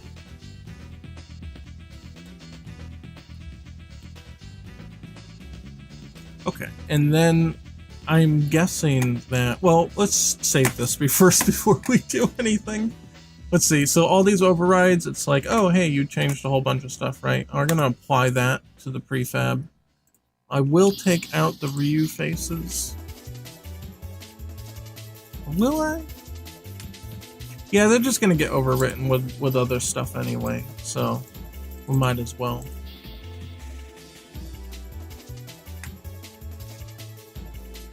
And then we need to modify the other side, but I want to make sure that the left side works first. The right side's going to look a little goofy because it's not programmed for all that yet, but I want to do that one first. Okay, so if we go to Hud Menu here for Ryu, there should be some information here. Hey! Petty Dan. Hey, Petty Dan, you brought 3 people in. Thanks, man. Were you here last time too, Petty Dan? The name looks familiar. I think you were here before, right? Where the dev at? The dev at's right here. At some point, yeah? Okay. I was gonna say, I recognize the name. I just can't remember what day you popped in on. Let's see. And then, so we're working on the new versus screen here. Want to get a new version going here, especially since we're going to have an online mode and we need to get that information in. And so I've got the character portraits animated and coming in, and now I need to hook them up to the system here.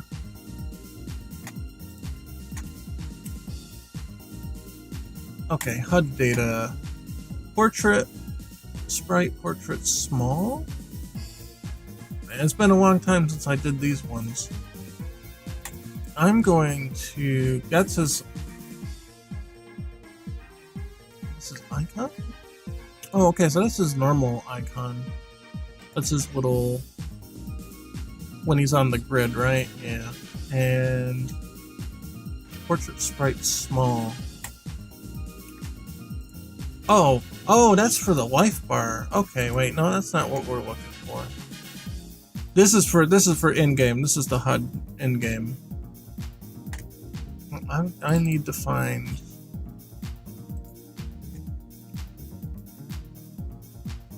I need to find his data for the versus screen.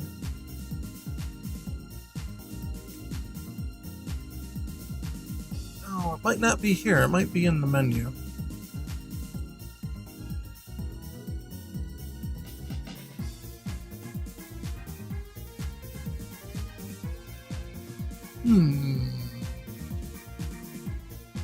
Where is this information getting pulled from?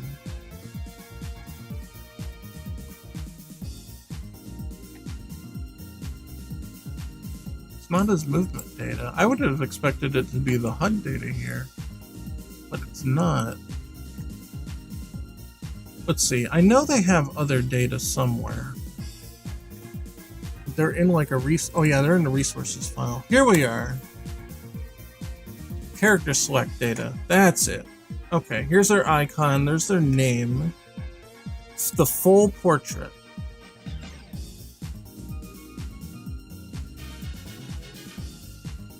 So Ryu's portrait is going to change.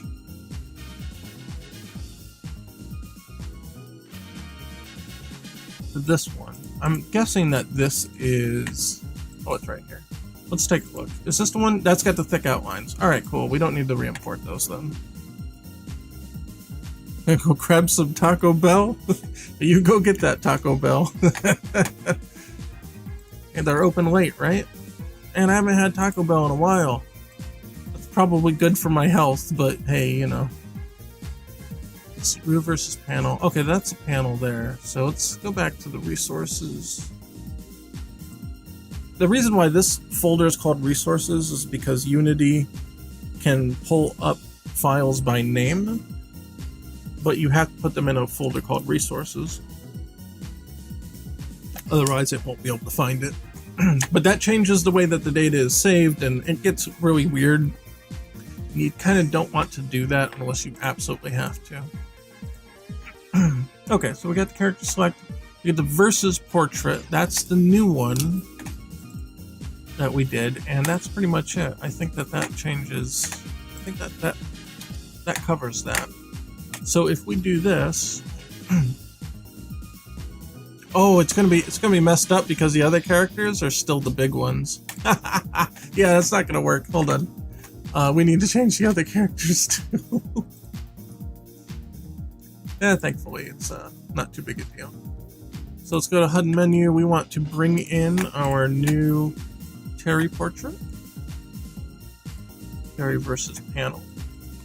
It's a single bottom. 10 pixels per unit, no filtering, and no compression. And then for Ken, do the same here.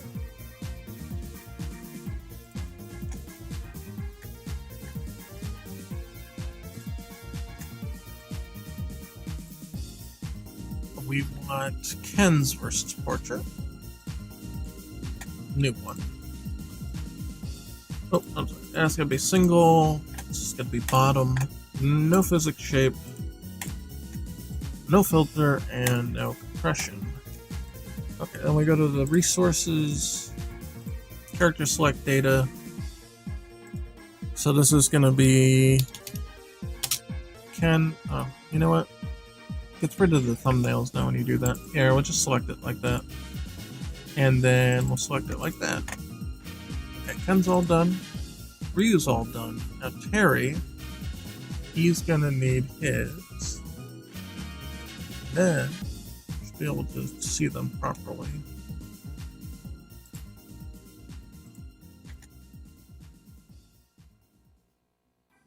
There's Terry's little chibi portrait. And there's the other one. Okay. Save that. Alright. And then I think this is Alright, who makes the call here? Who calls this controller and tells it to load the animation?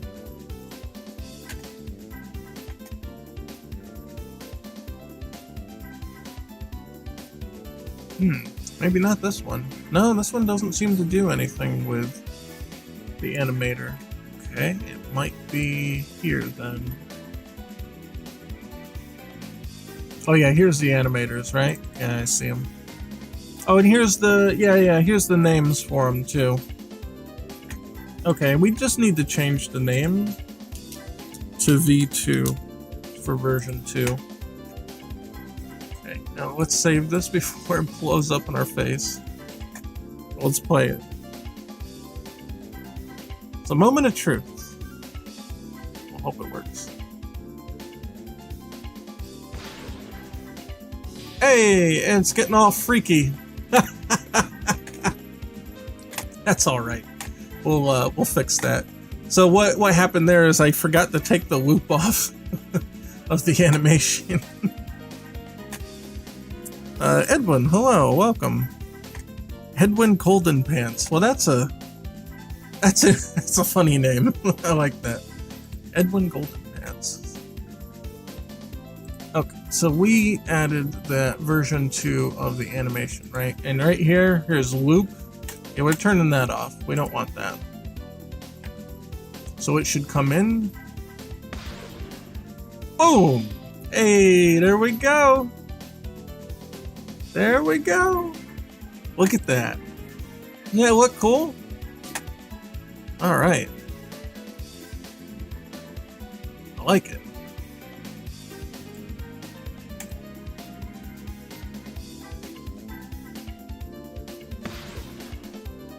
Oh. Yeah, it looks good. It looks good, and it kind of fits the character select. So, okay, the next thing we need to do then is we have to get the character select up to speed to use the different art.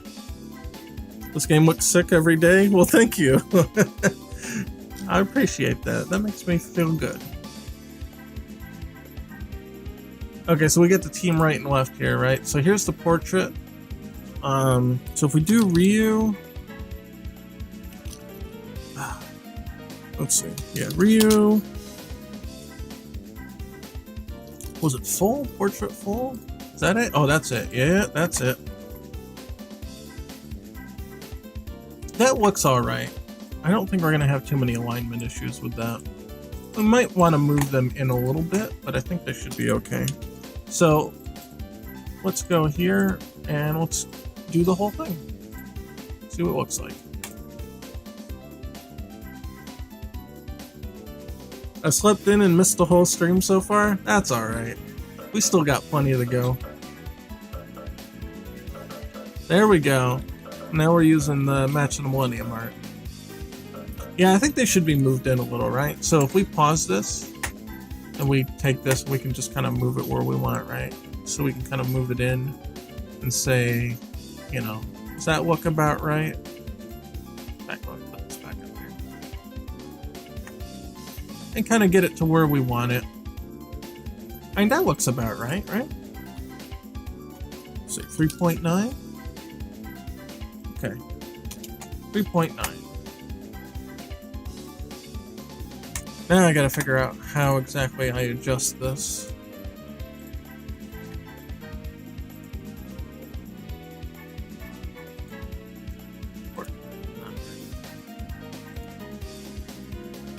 Portrait off-screen X. Portrait.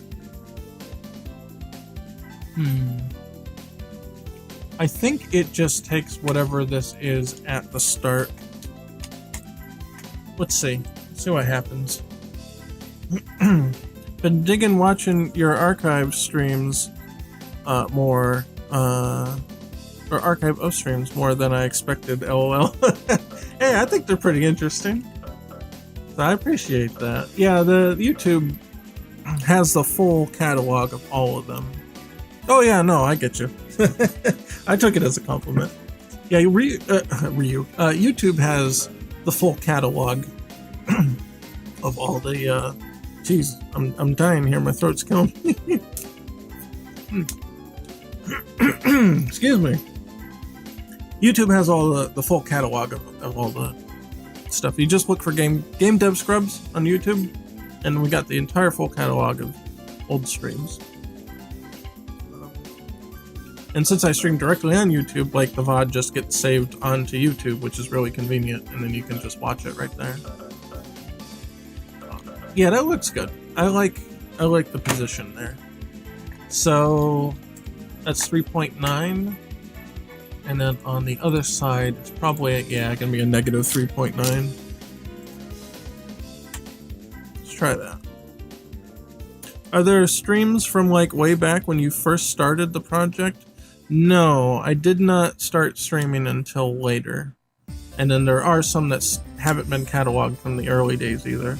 But I did post, let me find it, I did post a video that went over what it looked like at first.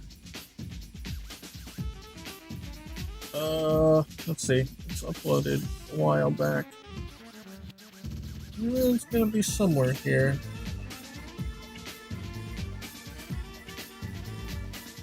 Jeez, where is it?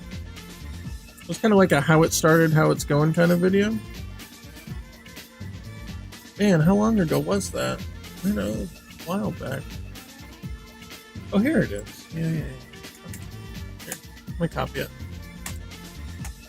Here, I'll put it in chat, and you can see it. The game itself? Here, I'll put that in chat too. You can download the current public version on Game Jolt. And then whenever the netcode is done, then I'll update that.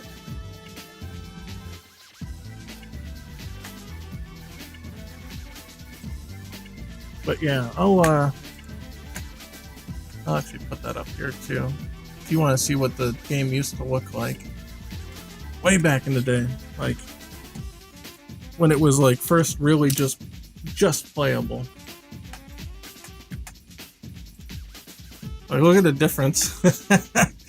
It looks so primitive before. Okay, let's say you'll keep it mute and we'll just listen to the music. Look how primitive it looked. It got way better. But yeah, that's my YouTube channel. Well, you're watching it. Some of you are watching it right now on YouTube, so you know where it is. But yeah, if you ever wanted to see all the old archives, because Twitch only keeps them for a little while, then you can check that out.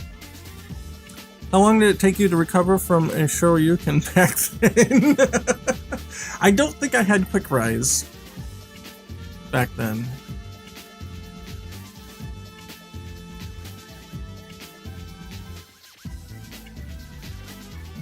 Yeah, and I don't think the super meter actually worked. I think you could just use it, but the meter on the bottom, you see it doesn't fill or anything. This was when the life bars were first being designed. The HUD itself actually hasn't changed significantly. I was actually pretty happy with that first rendition. That's the biggest thing from your streams that I dig, is that you put a ton of love into the details and polish. Well, thank you. I'm glad that that is recognized. It takes a long time to put a lot of detail in, so updates are few and far between, but I hope that they're worth it. But yeah, anyway, so... And then we'll do, on this side, we'll do Terry, Ken, and Reed. We'll see if they come out in the right spots. I hope they do. Hey, yeah, look at that. They came out just right. And it looks good. It looks good, I like it. I like it.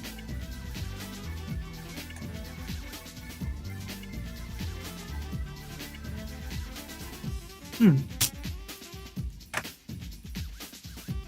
then I forgot that the right side mirrored the left side, so I don't have to do any additional work.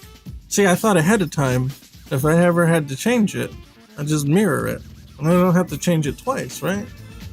There we go. Smart me from the past saved me in the future some extra dev time. How about that? Doesn't always happen. When it does, it's a nice surprise.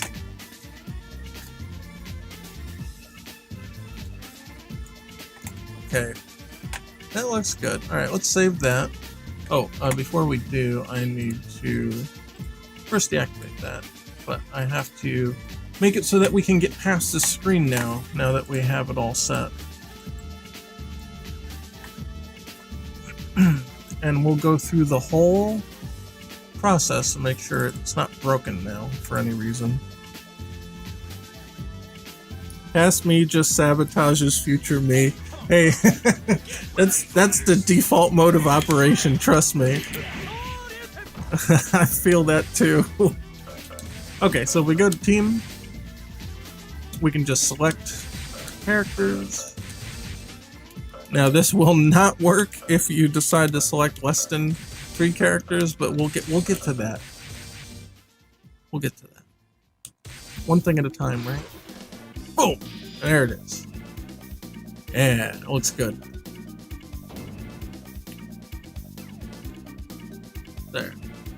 The light bars in this version are messed up.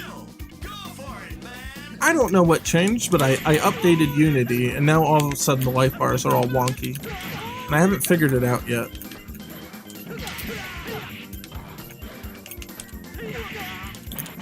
Oh, he blocked it. Yeah. There's a glitch right now where the training mode settings are affecting the actual match. My friend says Terry is Ken but cooler. What do you think? They definitely have, they've got similar kind of personalities, right?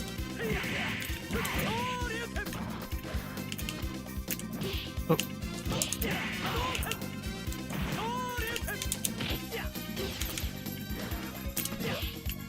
Do I think Terry's cooler than Ken?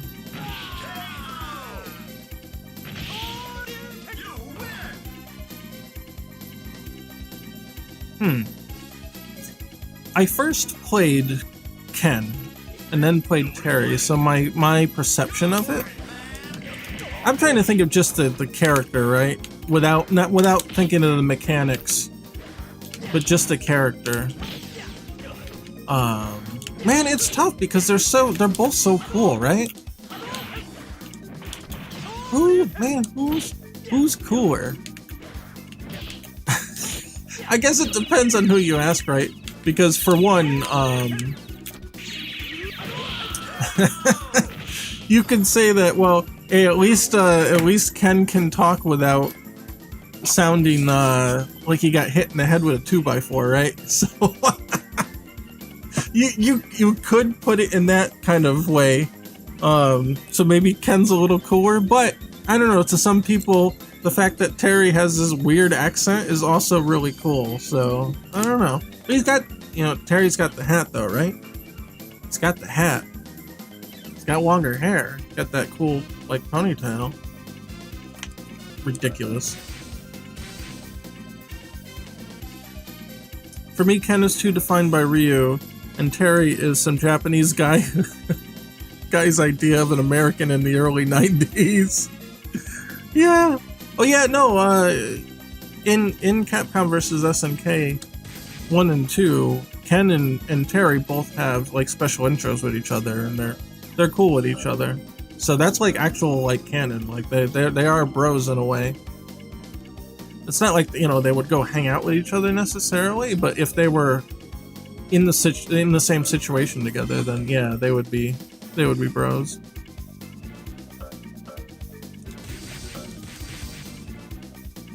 I would say that Terry's, yeah, this is what I meant by it will break when we only select one character. We have to adjust that. Kind of thinking, like, how do I want to handle that? I don't know, Ken's cool in a way that, like, he's got the martial arts. More like a traditional martial arts thing. Yeah, martial arts thing going on. So his moves are a bit, I don't know, I guess cleaner looking? But then Terry's just, like, doing, like, whatever, like, he doesn't care. He's just doing whatever he wants. Which is also kind of cool. It's more creative, right? I guess it really depends on who you ask. It's really hard for me to pick a favorite. I never really liked the Fatal Fury characters much until I saw Capcom vs. SNK sprites and animations, and I was like, wow, some of these characters are cool AF.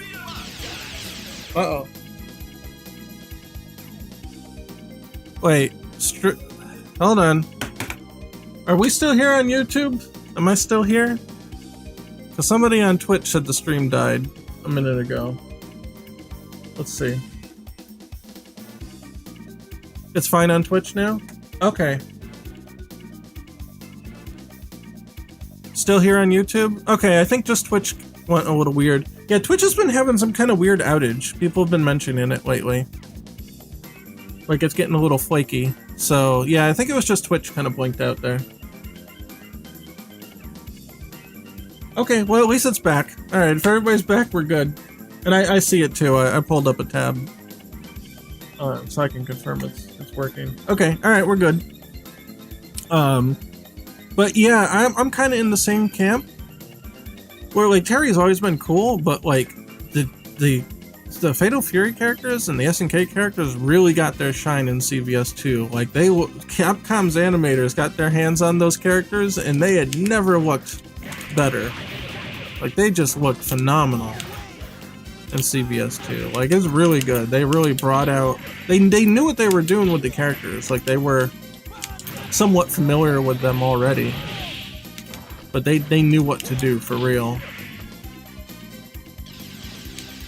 Like you can just see like in Iori's animation, I don't have it on hand to pull up, but Iori's animation, like just his idle animation is just that much more refined than SNK's even was.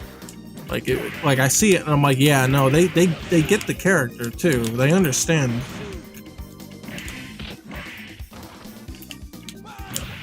Like he had just the perfect posture. It's really nice. Rigol in CVS animates so smooth compared to how he moves in KOF. Yeah, and I think that's the thing. That just the movements were much more refined on Capcom's end. Capcom had animators. Yeah, yeah. They really got it.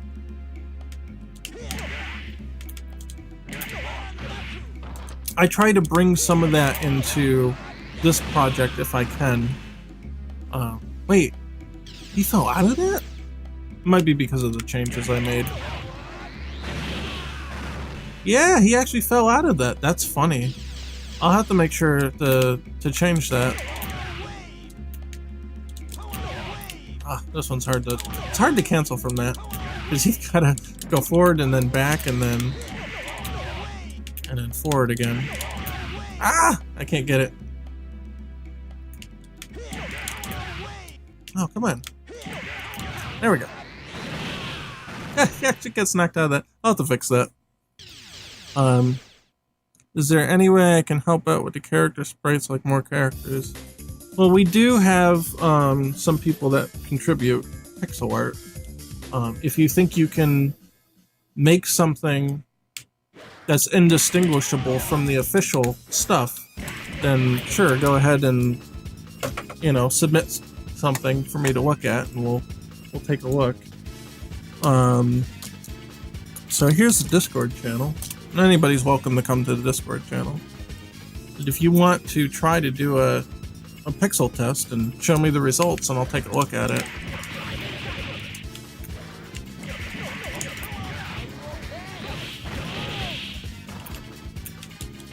Didn't realize till one of your streams that you were adding new frames and animations. I thought you were just ripping the games. Well, see, and that's what I mean.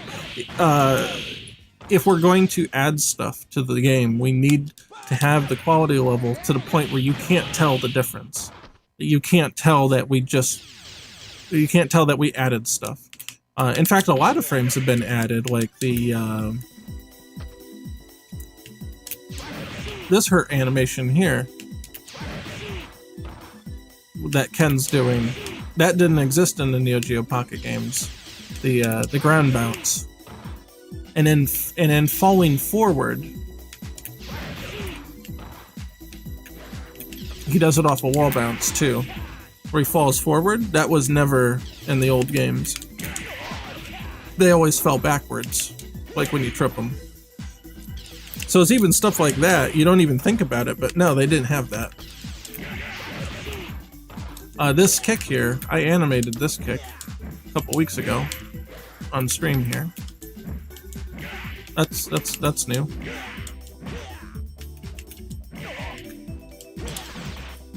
Oh, this punch too. This punch was never in the Neo Geo Pocket games. I animated that one as well.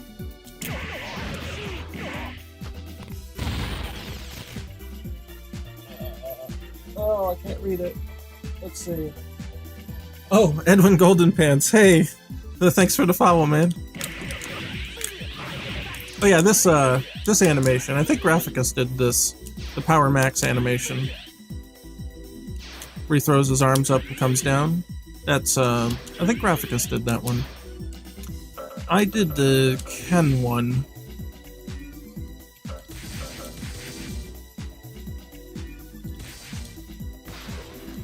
But that's the quality level that, you know, that's the bar.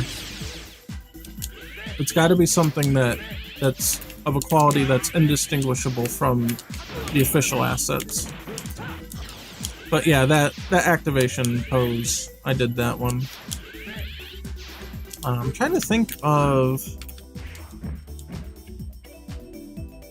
this move. Akuma had this. He had frames of this, and so did Dan. And I had to edit those to be used for Ken and Ryu. It's not completely doing it from scratch, but you can't really tell. Like, you look at it and you're like, oh, it looks official to me. Like, well, it's not really. I'm trying to think of what else. What other frames did I do?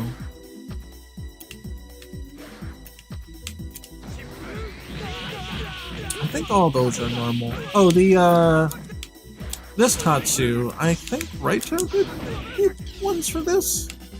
I think he submitted those. He submitted the diagonal Tatsu. Here. Yeah, they're those are new. There's other ones too. Oh, he did the Street Fighter V heavy Tatsu as well. That's new. I'm trying to think now. I had to edit this from Ryu's. Not completely new, but I did have to edit it. Yeah, I showed that too. Terry's standing heavy kick. I just did that one. Maybe you'd like the Sonic Mania guy where Sega was like, bro, let us polish this thing you made. Or, oh, maybe you'd be like the Sonic Mania guy where Sega was like, bro, let us polish this thing you made. Wait, not sure I understand.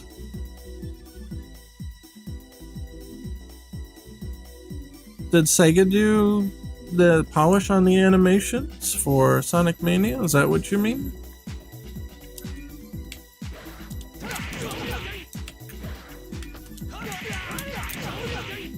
Right, I know it was made by indies. Oh, you're saying that I could potentially get hired one day to work on fighting games? Maybe, I don't know. I think there's a really low chance of that, because it's not like Capcom doesn't make fighting games anymore. It's not like SNK. Obviously, SNK is pumping out fighting games left and right. So it's not like they need someone to bring them back to basics. Like, they still have their teams. Where, like, Sega's just stopped making 2D Sonic games altogether. It's kind of a different thing, you know what I mean?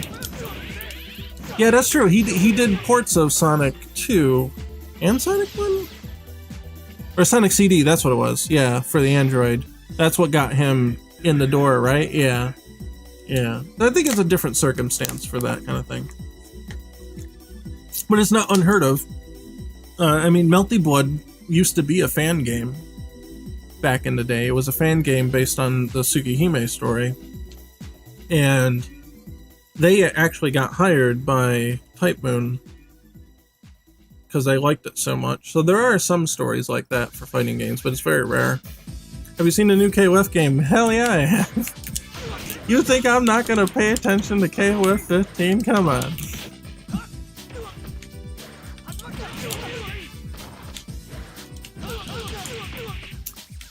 I don't think any of these other animations of Ken are new.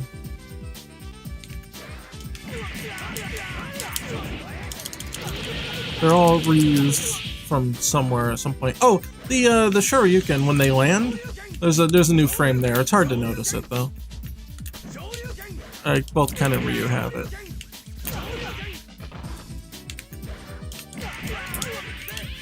Anyway, there's a whole bunch of stuff dotted around here and there. I did the menus. Not the art on the right. Well, I did this one, but this is just a placeholder. This one's from the actual Neo Geo Pocket games. But I did like the menu look and stuff. So.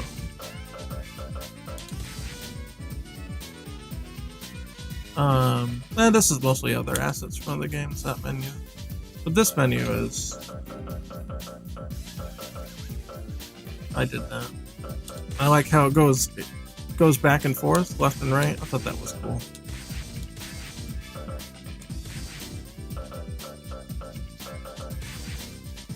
Then the transitions, the background. I did all the menu here too. Not these portraits. These came from Match of the Millennium. But the menu here and all that stuff. The layout, the lettering on top, all this. I designed the menu and how it works. Stream died on Twitch again? Oh jeez. I don't think there's much I can do about it. I think Twitch is just having problems. Yep. Come on to YouTube here. Hold on. Well, actually, you know what? Let me pull it in. Twitch is still up? Okay, if it keeps acting up here, go to the YouTube one. If it keeps screwing up, go here.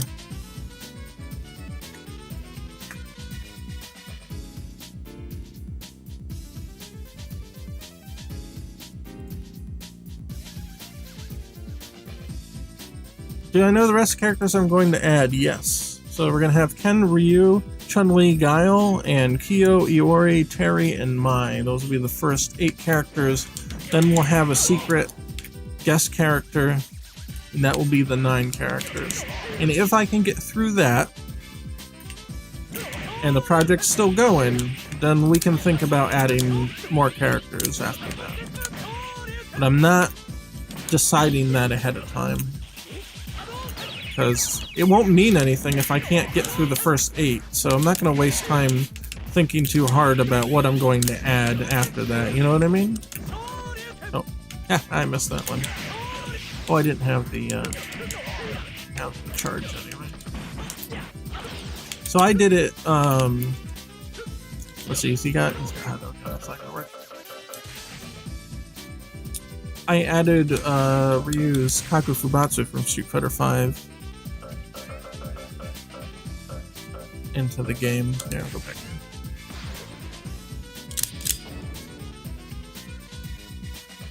So it's like a parry move. So you need 2 bars to activate it, and then down, back, and 2 punches gives you the parry, and you get a full crumple combo out of that. Or, like they just added in Street Fighter V, if you do a special and you press 2 punches after that, then you'll get the offensive form of it. Of course, you need to have it in stock and then use it. I set training mode to refresh it. You can see the icon down here. It means that you have it loaded. For convenience, so I don't have to keep doing double down back punch. I just keep it loaded when I hit the reset button. Ah, that was a counter hit. That doesn't count. Mine also lets you special cancel out of it after, so you can do a bit of extra damage.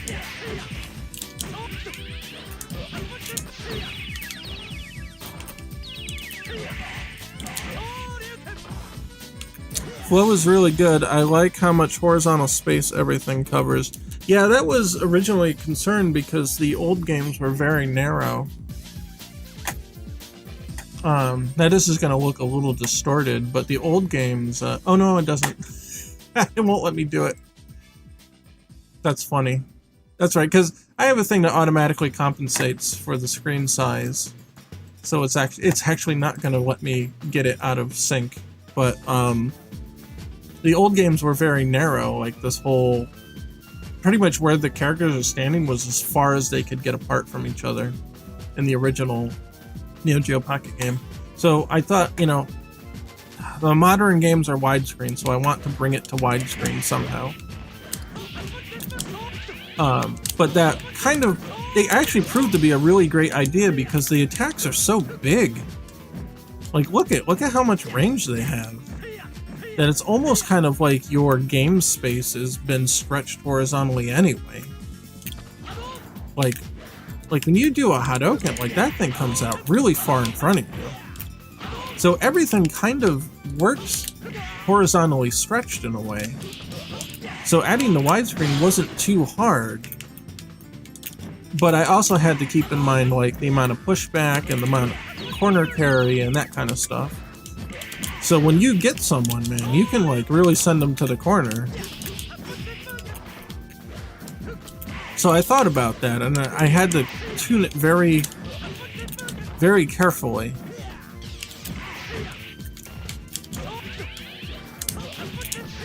The fact that you have like super jumps and stuff also help cover, you know, distances. So, you know, you can super jump and get in really quick. What's he gonna do? That, and you can roll, you can run, so you can cover the distance really quickly. Unlike like a Street Fighter thing. I think if it was just like Street Fighter without all that stuff, then it would be very slow to walk back and forth and to jump in and get in and, you know, all that. It's only because of all the movement options and all that kind of stuff that it really works.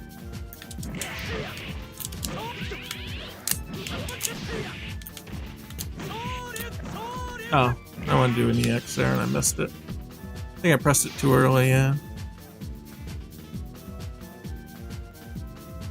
Yeah, and that's the thing too. So when the old games were all developed without without the extra horizontal space, so all the gameplay is attuned to that. You have to really think about how to adjust that kind of stuff. So I sped up the walking speed, you know, I gave him the run, you know, I put a lot of knockback on the moves, which is actually more how the classic games were anyway.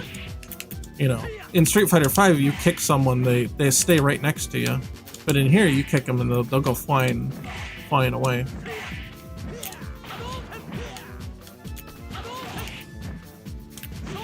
You know, especially like the donkey kick there will really send them. You use that when you want to get someone to the corner quick. Yeah, we were talking about the Street Fighter 3 air knockbacks. Yep. You think I've got good... Let's see, you've got good game feel instincts. I like to think so. I appreciate that. I think I'm on the right track if I'm getting that compliment. I like to think so. And game feel is very, very important. So the amount of knockback, the speed at which people move, all that has to be carefully calibrated or it just doesn't feel right.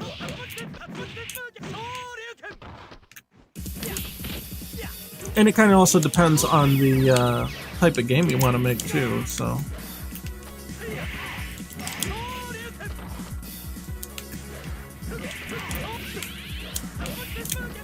Oh, I messed that up. Hold on.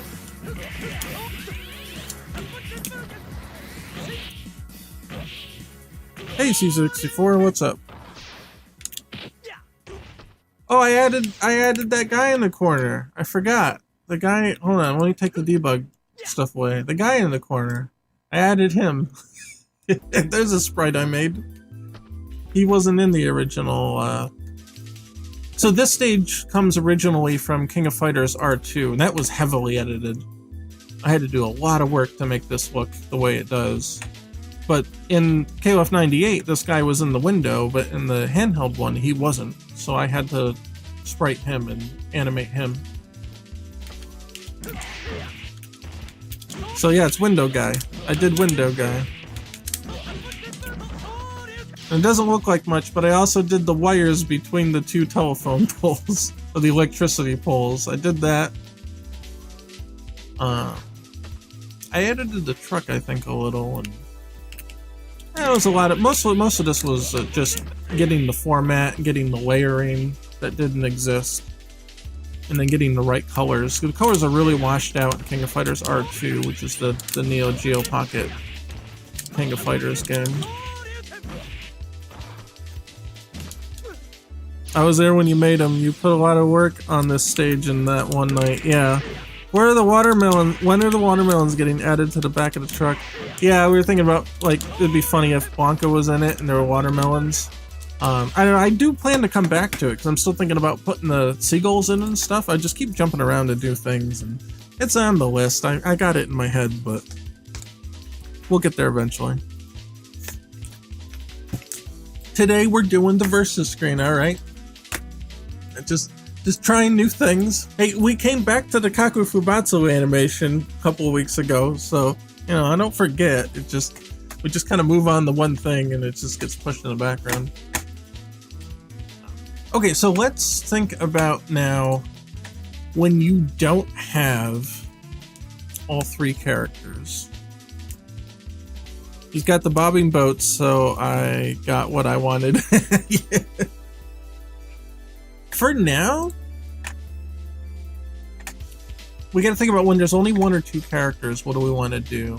I mean, ideally, I think what we should do is create different portraits for each level of team composition. So when you have two characters instead, then you have two panels, and they're bigger. They're 50% bigger because you don't have this one anymore, right? So you could say that these can be bigger. Now I'm just gonna stretch them very lazily. But you get the idea, right? So you could have the 2 versus 3 here. Instead of that. But that would require, of course, different frames and such. Which is fine. I don't mind doing that. But it is something that we do have to think about. And then if you had only one character, then you could have a big portrait. It's just one of them, but it's a big one, right? Obviously not stretched like this, it'd be properly made, but you get the idea. I mean, that would be my first inclination. Because if you don't do that, then you have the situation where it looks like this, right? Where it's like Ken, tiny old Ken versus 3 monsters. You know, it looks uneven. And you can absolutely choose not to have 3 characters in this mode. So it's not like it will never happen. So we do have to think about that. Now, when we get the final art for the characters in here, I have a feeling that this design might change a bit anyway. But for now, I want to get something, right? So let's do... Let's close that for now. Let's see, it's 10:30? Okay, it's getting late, so... For now? Can I trick it to just load that same animation? Let's see. Character select. Because we'd have to prototype and mock up, you know, what it was supposed to look like. Let's open. Yeah, actually, I can just disable this, right? Yeah.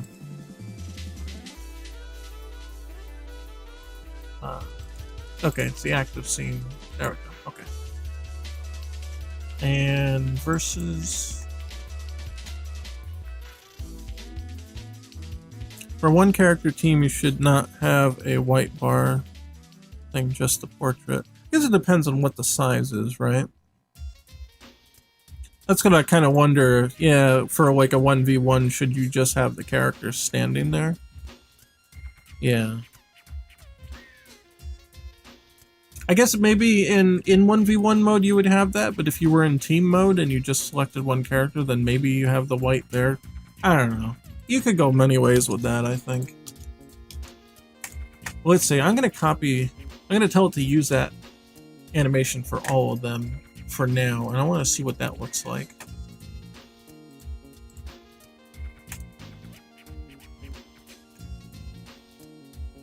I forgot what will happen. Will they be blank? Oh, they say no member.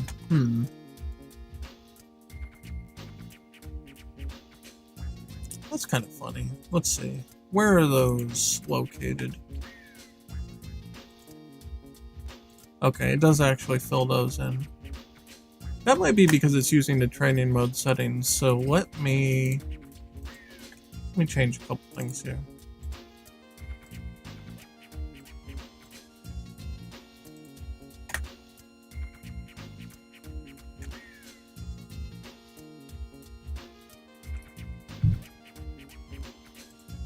Let me select the full team. Or I'm sorry, let me select just one character on each side here. Oh, yeah, I didn't load. How come it didn't load? Oh, I turned this off by accident. That's right. Okay.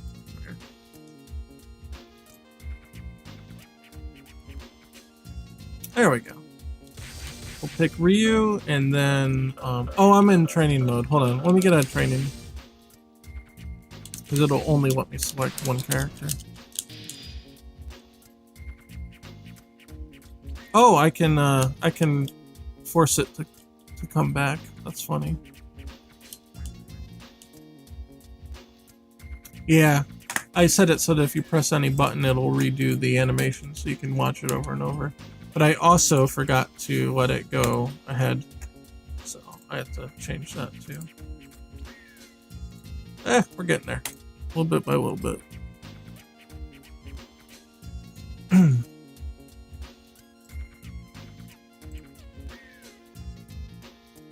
Okay, let me get out of training mode first, so we can select more than one character.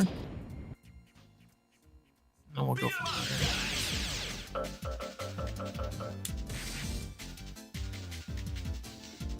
Oh shoot! I went back to character select. I meant to go back to the main menu. Oh, like, wait a minute. Why am I back here? Look, I'm getting tired now. It's getting late. Alright, let's go. There we are. So if you choose Ryu and then you go to end, and that's it, then you can just select that one. Do Ken, and then we do end. Any stage is fine. Oh, I guess Ken selected last. Okay. Yeah, and we do obviously have some problems here then. But at least we know that the data is clean. So let's look at this quick. And I can already tell part of what's wrong. We went and we modified this here where it says no member. We cleared that on the left side, but we didn't clear that on the right side. So that's number one. The other thing is, and I'm not sure if these are turned around or not. But notice how this is facing to the left. The shadow's facing right here, shadow's facing left here. And that's what we want, but these weren't doing that. For some reason. On all of them. I don't know why. Well, we got that one. At least, so let's do this one first. And we'll go that next. We fixed one part at least. Let's see what we got for the others. Yeah, see how they're not facing the right direction. Now that could be a loading error. The fact that we don't have data for those characters. Maybe it's not loading it on the right thing. So let's take a look at the code underneath.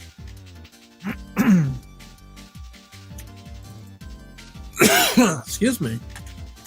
Dying today. Oh, I already have it up. Whoops. It was just on the other screen. So, let's see.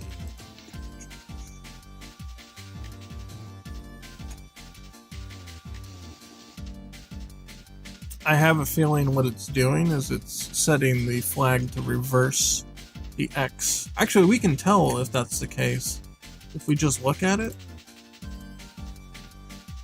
That one's not set to reverse. Well, that one's not either. Well, hold on now. Now, why are they wrong? I expected it to be like a flip X being set, but it's not. So what's different about this one? It's the rotation. Rotation's 180. Something here is setting the rotation then. Right here. Well, here's part of it.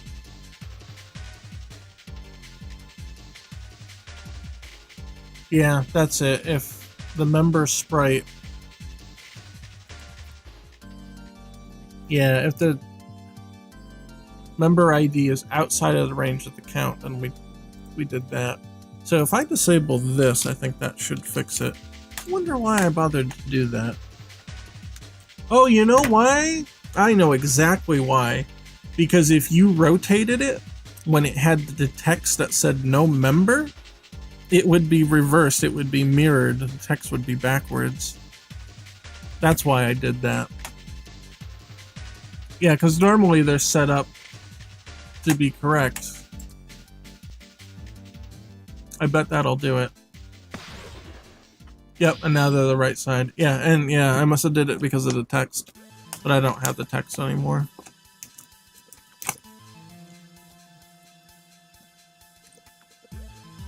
Okay, I think that's what KOF did. That's where I picked that up. They just said no member, like no team member. Here there'd be an empty slot. Okay, so that at least covers it for now without it looking super glitchy. And that's fine. I'm alright with that. The other thing I'd want to do... Yeah, let's do this before we go. I want to add the mock-up player information here. Let's go back.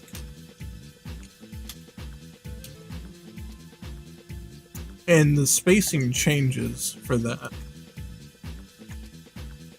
You notice that they're closer together. So they're 2 apart instead of 4 apart. And then this is added up on top, which I have here. Let me copy this. I want to keep that example.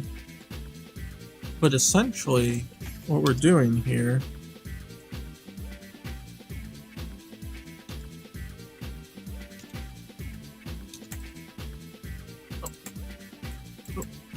give me the whole thing. We want that.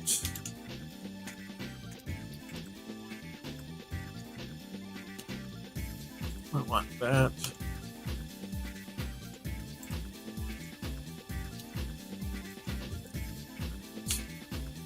Okay, and this one, I'll probably erase this one manually. It's a little more detailed.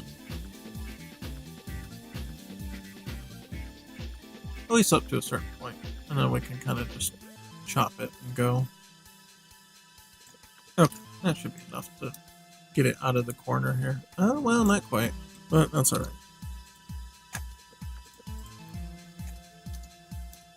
There. And this is going to be our framework for the top left there. Oh, and those little icons, by the way, the little Mega Man icon, I was thinking of adding special icons that you can select. Where are they here? Now, all these ones are not going to be potentially available. I was just seeing if I could transfer sprites into icons. Where are they here? Character selects. Player profile. Player icons, yeah. So I was thinking like Mega Man ones. You could have different Mega Man ones, like Dr. Light and Roll. Because, you know, Mega Man's a Capcom property. It's not necessarily focused on Mega Man, but I think because this is, in a way, a celebration of both Capcom and SNK's histories, that we could have, you know, icons that represent all their stuff. So I did tests with that, and I did tests with Metal Slug, especially the Neo Geo Pocket color Metal Slug. Then you have the prisoner guy and the prisoner guy doing a Hadouken. You know, stuff like that. You could have things like that. And just, these are some of the items from Metal Slug. Like the rat, the cake, that kind of stuff. When there's no cheese, man. Where's the... Oh, I don't think cheese was in the game. I don't think they had it. I could sprite cheese though. I mean, I could make it. But then I tried picking out some from Extreme, Mega Man Extreme. I colored them, you know, so they were a little extra work. But I wanted to see how they would look if I did it. They're like Sigma and Vile, and tried with some of the enemies. I thought the Met looked pretty good. But I would probably keep that one. I don't know. I don't know how much Mega Man stuff I would want to shove in. I mean, there's so many games. I could literally shove a million of these icons from those games. But I wanted to see how they would hold up. And actually, a lot of these are from the Neo Geo Pocket Color Mega Man game, which you may or may not know exists. But yeah, the Mega Man arcade game, there were 2 of them. They ported those to the Neo Geo Pocket Color. And that's where the Shoryuken comes from. Mega Man has a Shoryuken in that game. And like the Rush sprite looks different than you probably remember, but it's a different design because it's from the Neo Geo Pocket game. Not all of them I took from there, but most of them. It's the Wily and the Saucer. Yeah, Bass was playable in that game. So there he is. And Proto Man was playable too, and I think all of these are from that. This Electman sprite is also from that game. I think the Iceman one is too. But I think it would be fun to add these little things, and then you could unlock them and add them to your player profile, so when you go online they would show up. At least on the versus screen, maybe in the lobby and stuff like that. I thought that would be cool. So I started to see how these were pretty quick to make. I just kind of copied and pasted the frame over sprites on a sheet and then just copied them back to this. I thought they looked pretty cool. Like the Dr. Light's actually not from any of the standard Mega Man games. This one's actually from Rockboard, which was a Mega Man board game that was only released in Japan on the NES. If you can believe that. But half of you didn't know that existed. Mega Man board game. It was basically Monopoly, but with Mega Man. And I like the colorization I did with these. These were pretty cool.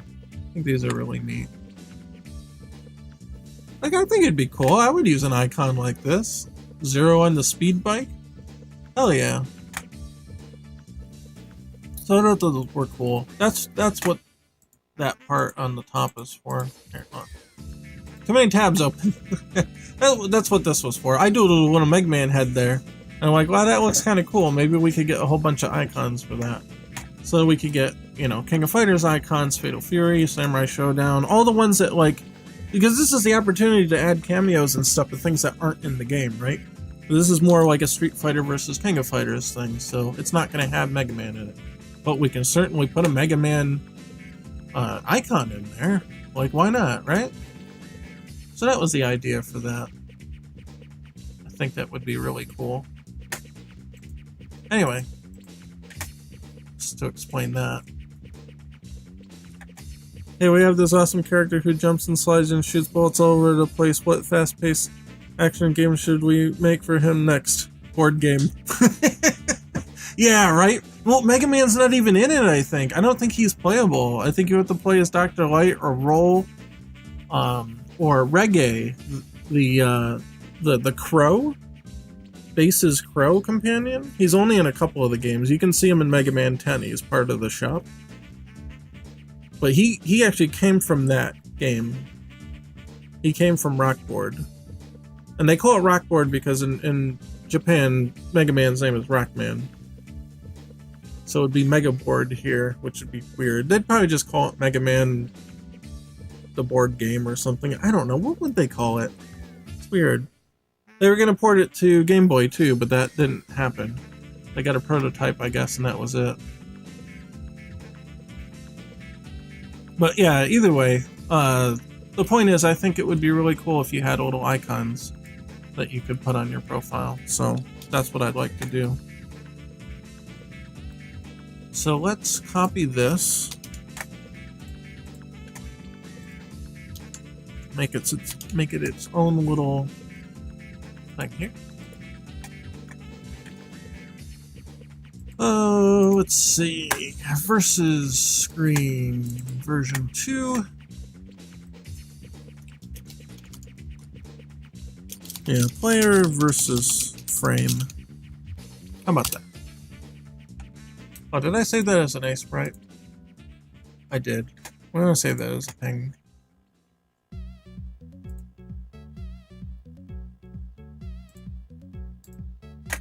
Okay, and then... Oh, that's the wrong folder. Actually, I think I already have it open, right? Yeah. Then we can get rid of the A sprite one. I don't need to keep a separate copy of that. It was easy enough to clean up. Chat says, I remember reading an EGM or whatever as a kid that the Street Fighter 2 boss name was different in Japan, and having my mind completely blown by M. Bison being a Mike Tyson pun. Yes, that's true. It's absolutely true. Yeah, so Bison in Japan is Vega, and Vega in Japan is Balrog, and Balrog in Japan is M. Bison. Stands for Mike Bison. Maybe it's just because I'm used to it, but personally I think the name Bison for the end boss was actually pretty good. I think it was kind of neat. Yeah, a lot of people thought the M stood for Major Bison. Or Master Bison. But yeah, it's actually Mike. Mike Bison. Let's see, I'm lost in my tabs here. Got too much stuff going on. So we want player versus frame. And there's two ways we can go about this. Full rect. I'm gonna say it's gonna be on the top left. Don't need physics shape. And no compression and no filtering. I think what I'm going to do here is we're just going to have one where it's online, one file where it's online, and we're going to have one file where it's offline. So this is the offline file. And then we'll just copy this and say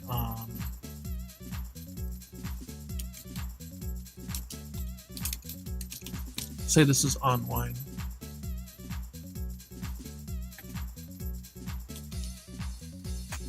And what we'll actually have to do is add to this prefab, we'll have to add player profile. I will say frame. And we're gonna say, you know what? Yeah, we'll call it player profile, and then the object that will actually have the sprite renderer will be the frame. Ha! I've got so many.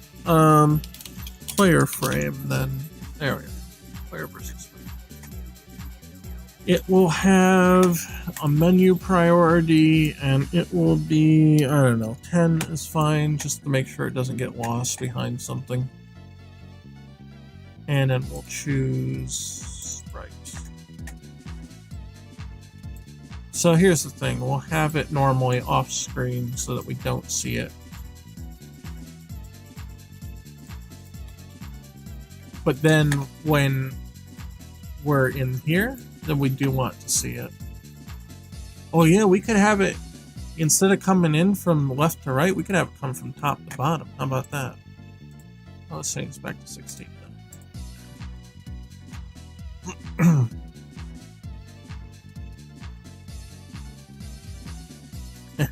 Name of Mike Jones. Yeah, that's weird. Yeah, why would they switch them instead of just renaming them? That's kind of strange.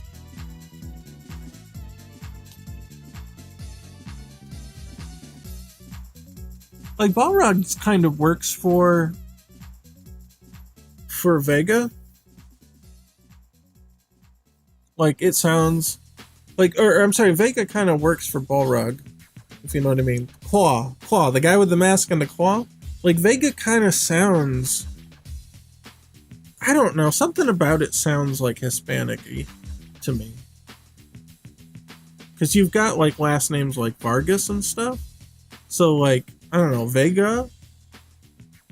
I don't know, it kind of sounds like it sort of mixes in. Maybe that's what they thought. They're like, it sounds distinctly nondescript Hispanic enough. Just throw it on the guy from Spain. You know what I mean? And then it just ended up that Dictator had taken the name M. Bison instead. I don't know. That's weird. I'm sure, like, I'm sure that coding the name switch was probably really easy. They just kind of switched around a few graphics and that was it. So that could have also been it. They were just like, what's the laziest thing we could do? Just switch them around. Then we don't even have to type out new letters. Look at that.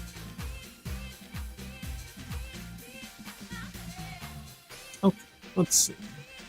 So when these come in, oh, these all have to get pushed down too, right? But we'll do that based on this. So I'm gonna say when. Oh, we don't wanna. We want this to be the first here. When we start the animation, let's have this up here, just waiting to come in, right? First, let's actually line this up so we know what the... Okay, well, it's going to be 8? Yeah. So this is the actual position that it's going to end up in. And we can... Oh, what happened? What did I do?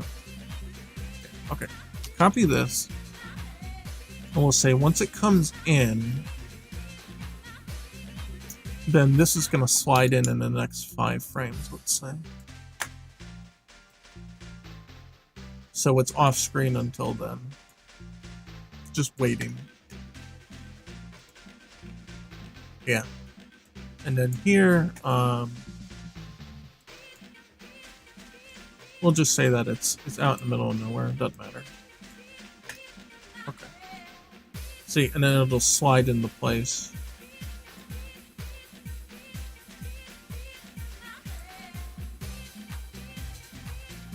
Now, obviously, like I said, these ones gonna have to get readjusted so that they'll be farther down, but that's the idea. And you won't even see that, you know, it flying around behind the scenes. It'll just, see, if you look at the left here, over here, it just slides in, right? Boom.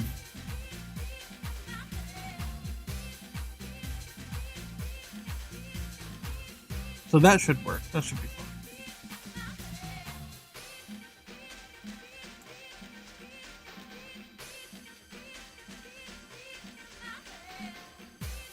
Oh, you saw the subtitled Street Fighter 2 anime movie? Yeah. Yeah, that would probably throw you for a loop. You're like, wait a minute, what? Master Vega?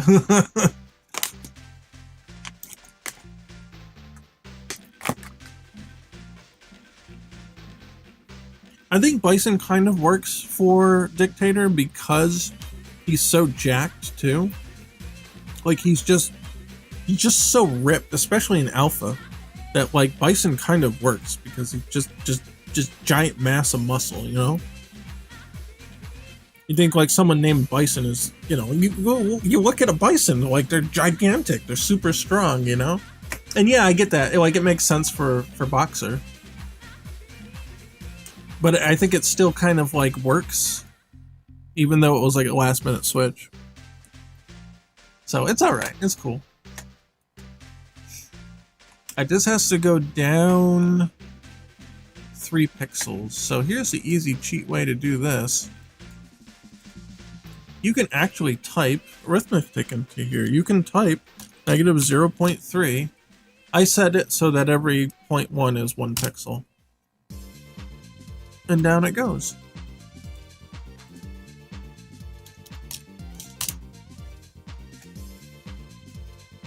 Talk about a stick, though. Oh, that was team member 3. Okay. I thought I was doing number 1. But yeah, let me just do them up and you'll see they'll be in the right spot. Negative 0.3.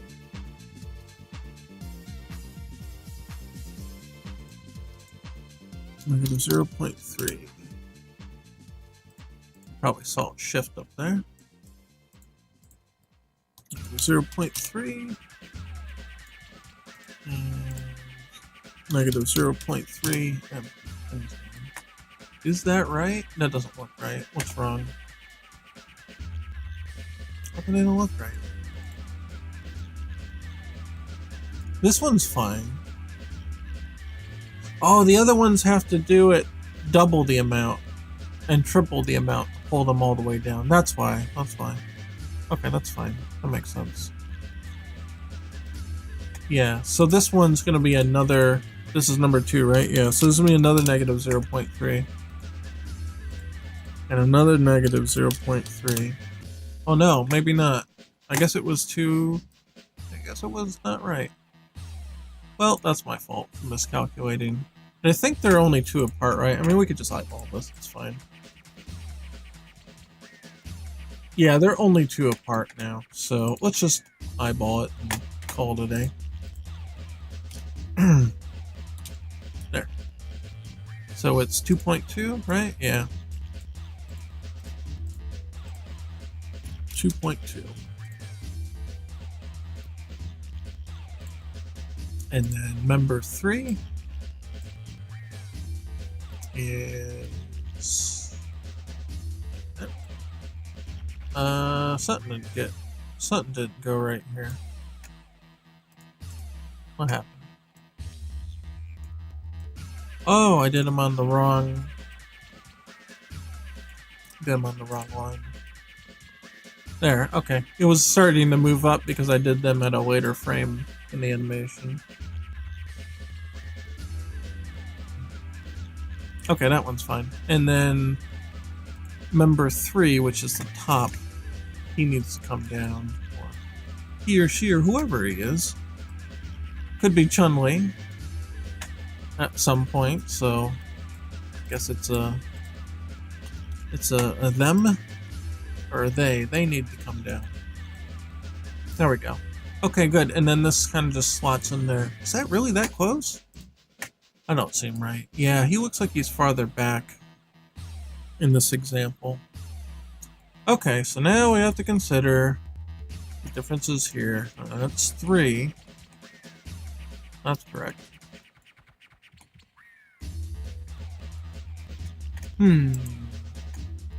Were these just longer here?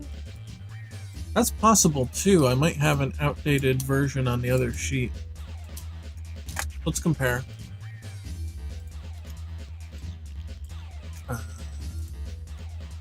Where's the... Oh, HUD. No! It doesn't like it. It's screwed up somewhere. Okay, copy again and paste. Okay, there we go. No, they are the same size. Okay, that's fine. Then that means that they're they're a little offset here. Unless the shadows aren't as long. They're 5 here.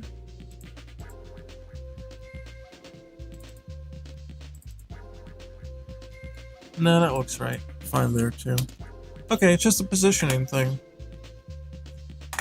Alright, what did I do wrong then? Where should this be positioned? Alright, when this comes down, we're 2 from there. We're about... This here is 3 wide. Let's try to use that as our guide, right?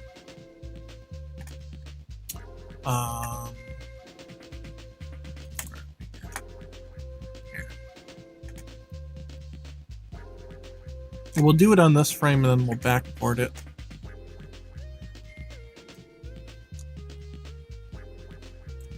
So here's going to be about 3. So 1, 2, 3. Yeah, that's about right. So that's going to push them back. So we're going to do 0.6. Yeah, that'll do. And then we can take this information and just drag it back to that frame. Hey, how about that?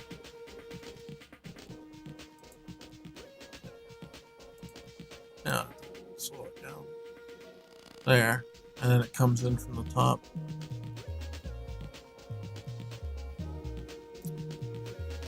Okay. It takes 4 frames. You don't see it on the first frame. You do see it on second, third, fourth, and fifth. And that's good. And it kind of eases in anyway. So we're good. I think that looks all right.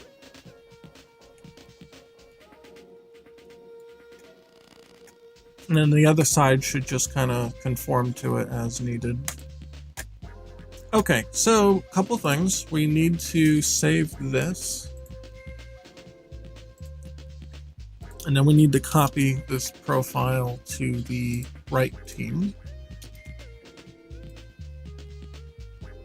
Oh, wait, what happened? Oh, is the right team is already, it's the same prefab, I think. It's just rotated. Yeah. Yeah, it's the same prefab, it's just rotated. Okay. Yeah, that makes sense. Well, that saves me time. Boy, do I love saving time. Okay, so save. Now this one, we have to turn off the looping as well. And we'll take the name. And for now, we're just gonna paste it right in. For all of them.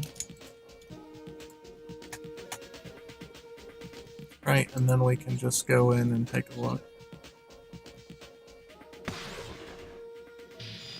Hey, that doesn't look too bad. I was a little worried about the background here. Potentially getting too covered. But the fact that it streaks through the sides here actually looks really cool. It looks really neat. I like that.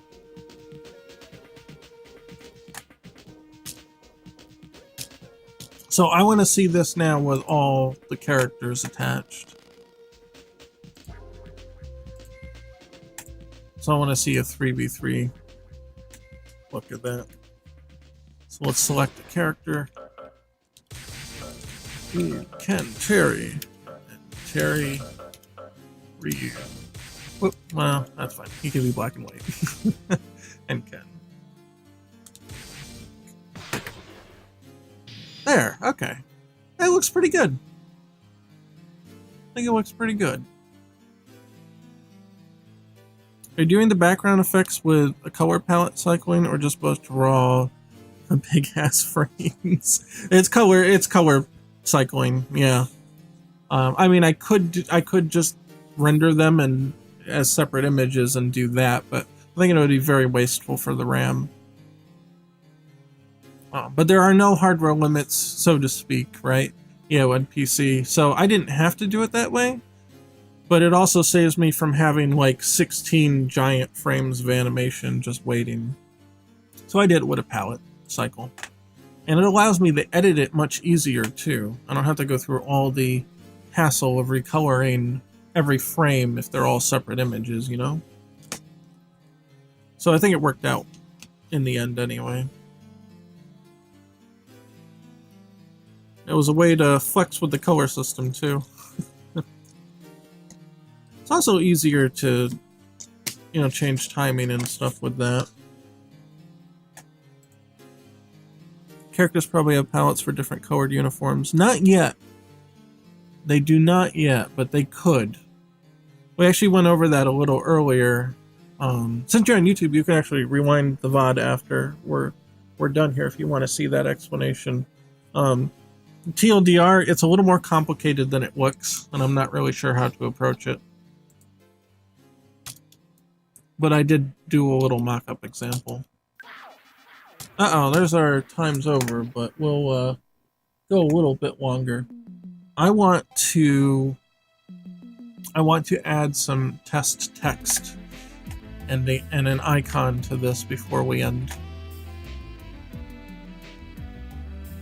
Number one, I want to see actually how much space is really here, right?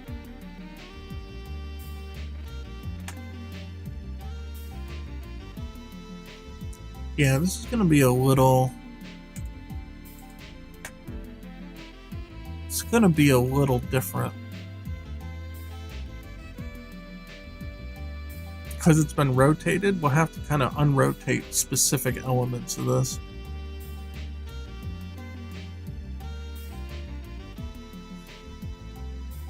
Kind of how we unrotated in the code here. We might have to do that for a couple of things on here.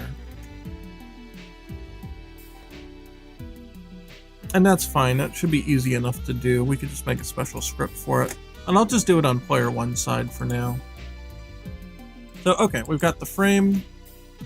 We need, we'll copy frame and we'll say custom icon. And we'll say that it is a layer, order layer 13.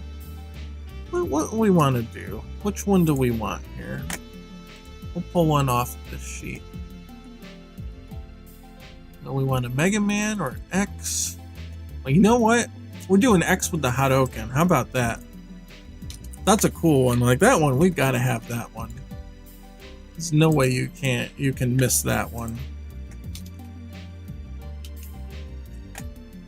And so I'm gonna save as, I'm gonna say custom player icon test.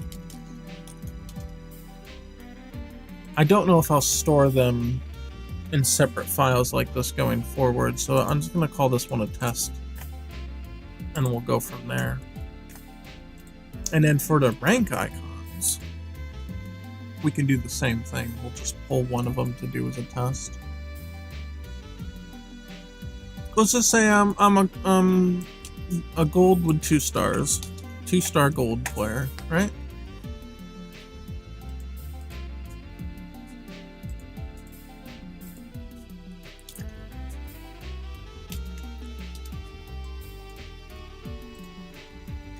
And we're gonna get rid of the background. We don't need the whole sprite.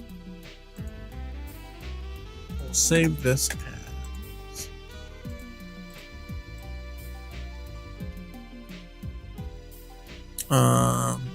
player rank icon test. How about that?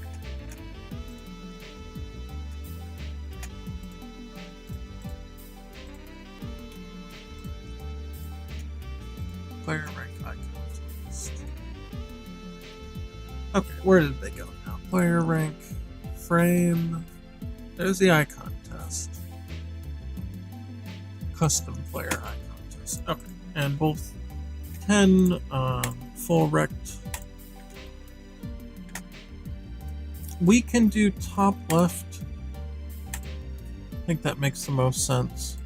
No filter and no top left orientation for its pivot, I mean. Okay, so test custom icon. There we are. Oh, hey, and it's right in the spot we want it to be. Maybe? Wait, why is it negative 34? Oh, because the frame's not... Wait, hold on. Okay, the frame's not in the right spot. Uh-oh, that's going to change our animation, actually. The player profile... Okay, hold on, back up. The player profile should be the one... Hold on, I got the music going again. There we go. Street Rage 4, but it was Street Rage 4. I'm going to copy that value up here. And then this is going to be 0. There we go. This might actually screw up our animation, but we'll see. See how that goes. Might have to adjust for that. Okay, and now the icon. We can reset this and bring it back down. There we go. Okay, that's what I expected to see. Okay, this is all good here. And then rank icon. Rank test. Okay. This is pretty much all you really do. You just kind of fill it in. You know, from here it would be automating by pulling from the settings file, checking, you know, what are you supposed to have. There, that looks okay. But for a simple test, this is just fine. Okay, then player name. And we're going to use the Text Mesh Pro, which now comes with Unity.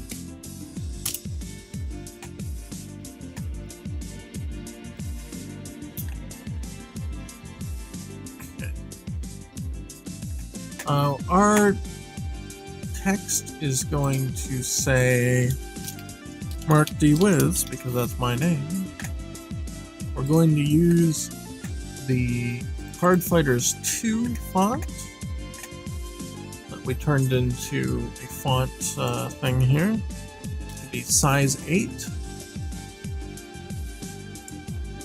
And it'll be positioned down here. I guess we'll position it 1 over to the right.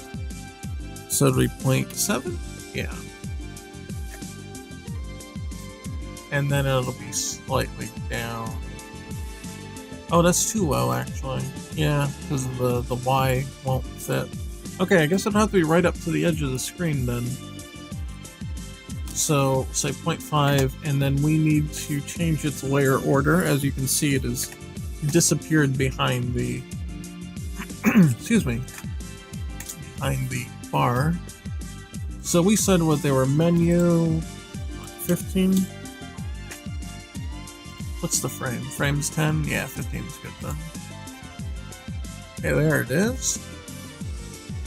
Now we don't need a height. Oh, it's gonna screw me up, isn't it?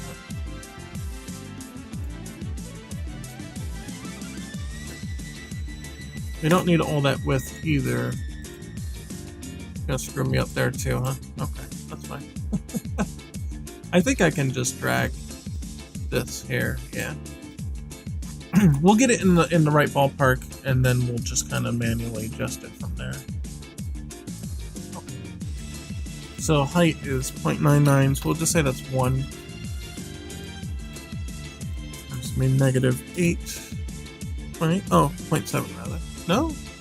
6? 5? 5.5. Okay. That's alright. This will be 0.7, I gather? Yes. And that's about right. That's as far as we can realistically go. Okay, so the width here is going to end up being 7.8. Yeah. Okay, that works. Oh, here's the pivot. I should have made that top left. I should have made that 0, 0. Yeah, okay. That will make a little more sense now. 1.8. Yeah. There we go. Then if I enlarge it again, remember it was going from the middle. It'll, oh, that's the wrong one. Then it will stay at the top left now. Well, I guess it goes that way on the Y. Well, whatever. Anyway, would it be Y of 1 then? That would cause it? Okay, yeah, it's Y of 1 would cause the height to be in the right spot. Okay, but either way, it's fine. The width would be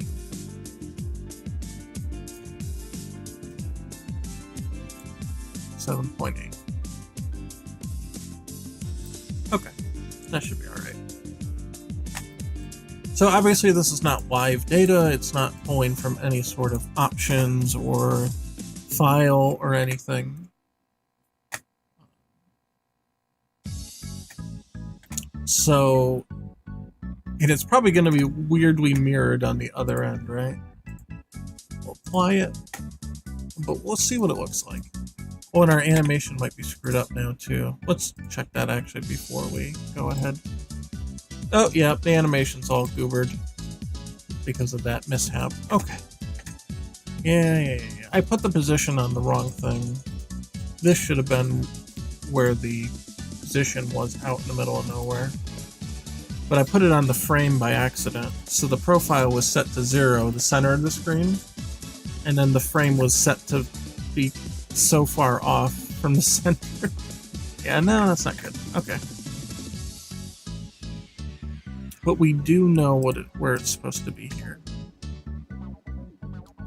Let's say 0, 0 at first, and then we'll bring it in line with what we want.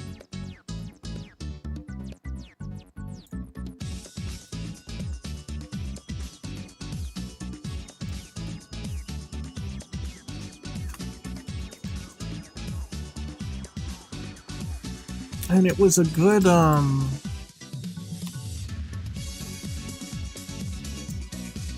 it was a good setting we had going there, too.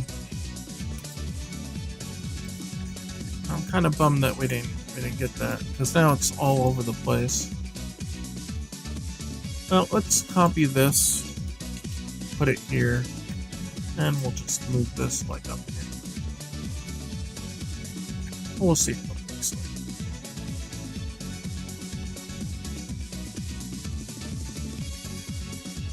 So it's visible 1, 2, 3. No, I don't like that. This is gonna have to come down farther.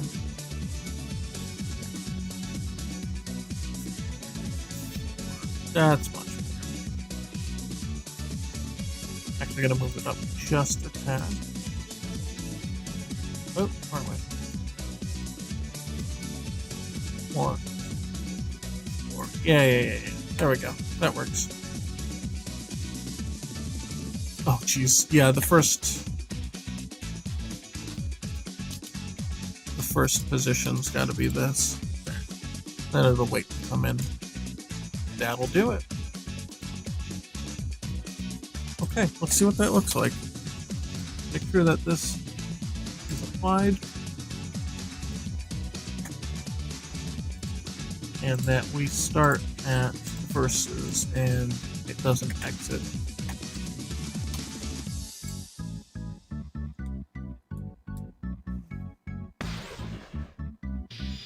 Hey, how about that? Now, like I said, the other side's gonna be all mirrored, right? But there it is. And I'm a gold 2-star already. So good at my own game. I'll probably never get out of bronze.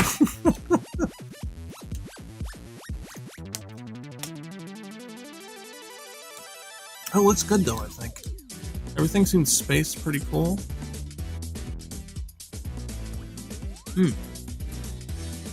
So we'll just have to take care of the mirroring issue, and that's pretty much it.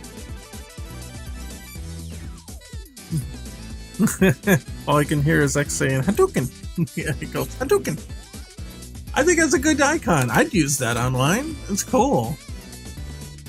It's the kind of icon I'd pick. I don't know, what should the icons be? Should they just all be available at once, or maybe you accumulate pocket points that you then spend in the shop to unlock new icons? But you can like choose which one you want, right? But then you have to play the game to accumulate the points to unlock the stuff. Like I don't like to lock too much stuff. Connect it to story mode content. Yeah.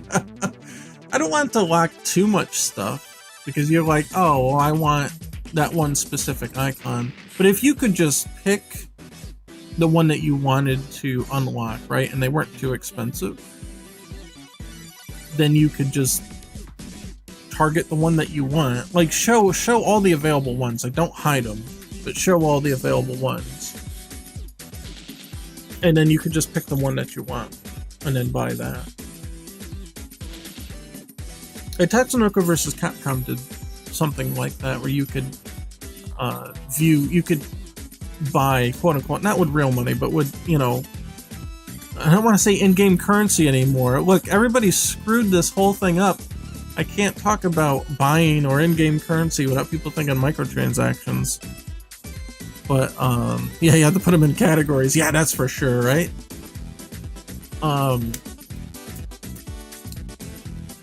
Man, I really don't... Thinking about that text being so close to the edge there is bothering me, but... Pocket points. Yeah, that's what I said, pocket points. Oh no, but then the abbreviation is PP. You gotta have enough PP to unlock the Mega Man. Yeah, maybe not. Pocket change. Hey! Pocket change! How about that? Get it? That's clever. I like that. Pocket change.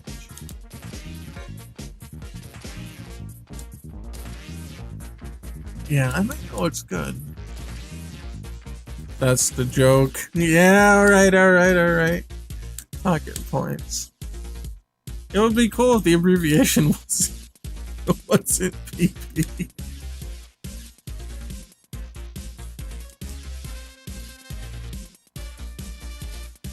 Yeah, this should be fine. I mean, everybody's got digital displays now, so the text being right at the edge of the screen is okay.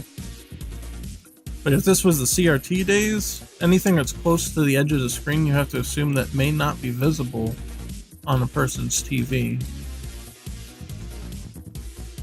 But this should be fine. This should be fine. Nobody's playing on CRT anymore. I mean, it's widescreen too, so you'd just get letterboxing, you'd be able to see it anyway, even if you did. Oh, speaking of that the guy who made the RetroTink thing is working on, and I don't know if he knows if he's going to release it or not. I think that's the intention if it works out.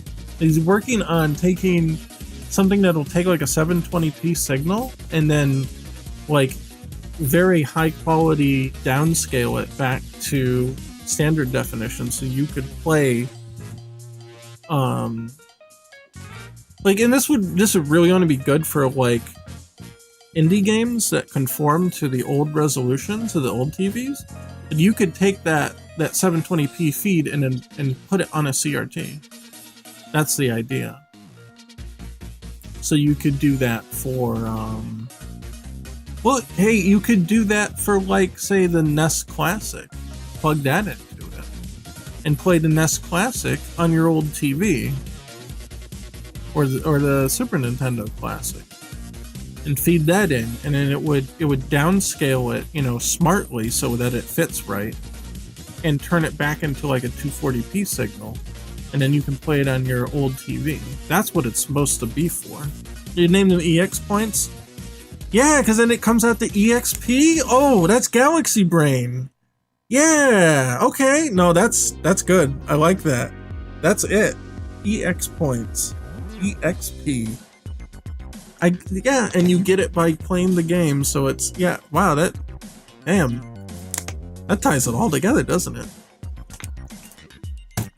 Anyway, that thing that the RetroTink guy is working on, I think his name's Mike Chi. He's on Twitter. Man, if he gets that done, holy crap, I would absolutely play this on the CRT. I think the resolution should work out too, right? Let's see. The internal resolution is 224 by 128. So if you did, yeah, that should work. Because I think the NES is, yeah, 256 by 240 or 224. Yeah, it would look like this on the old screen. Like not, I mean, I would scale it properly, but you get the idea. Let's see, if I go back to the menu, well, I can't, because it's not set to let me do that. Hold on, let me do it correct here.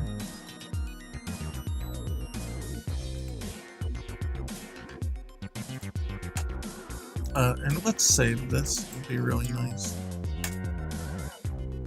I'll bill you later. Yeah. Hey, it's ideas like that that are worth spending money on, right? Okay, so the resolution looks all jacked up now, but let me get to the menu, and then I'll show you what I mean.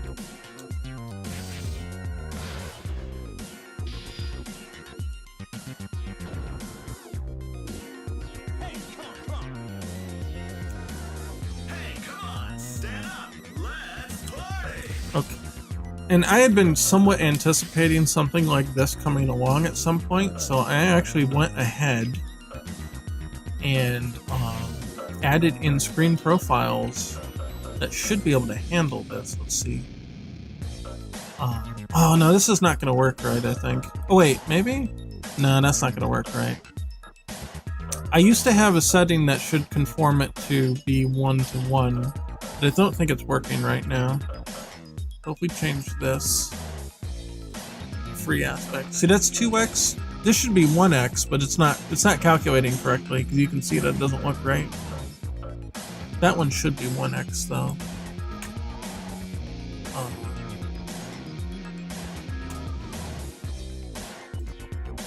Yeah, it's not going correct.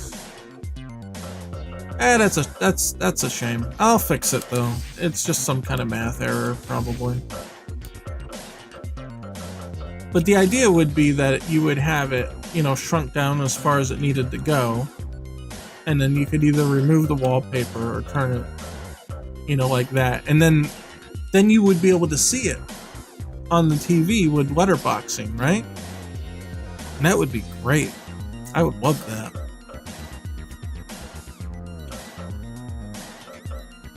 I don't know. I can dream, right? I'll get there one day. Oh, well, we'll change it back anyway.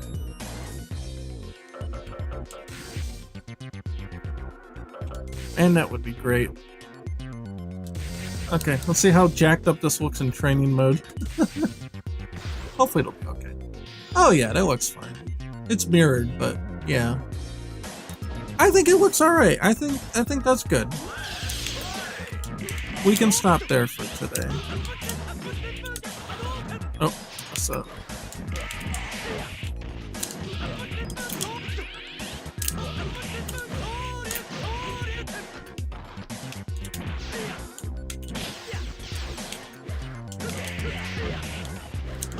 I'm trying to think now. Obviously there's not a lot of space here, so I don't want to put it on the screen all the time, but I'm thinking when the round starts, right? You could maybe have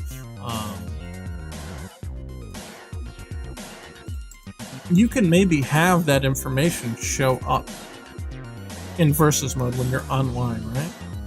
So if we here, let me move this back in.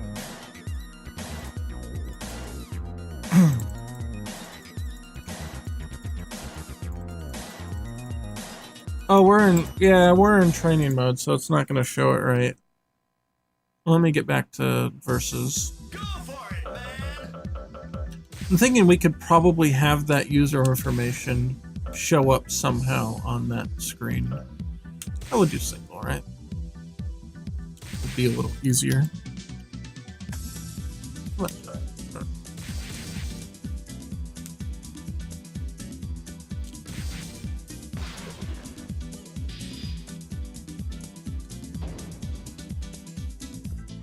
So here,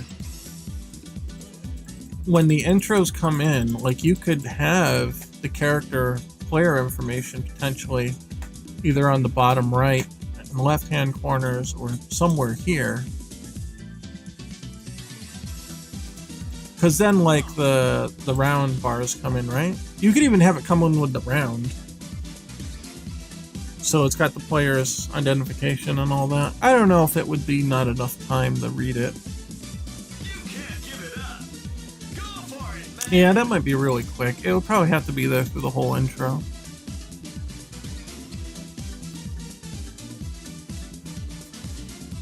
Just when it's loading up.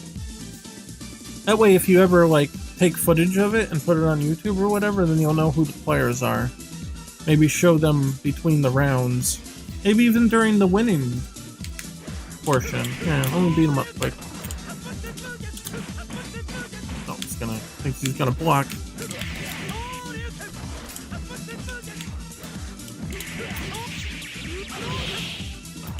That's funny, the screen flash brought the life bars back to normal. But here, so when you KO, at this point, then you get like the winner. You could show the player information at that point. I think you could get away with that. It kind of remind you between rounds, like who's what player. Something like that.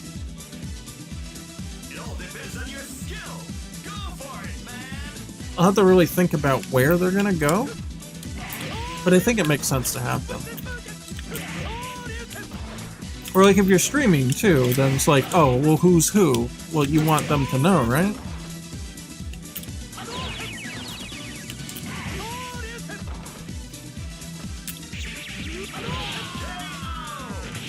I think it makes sense.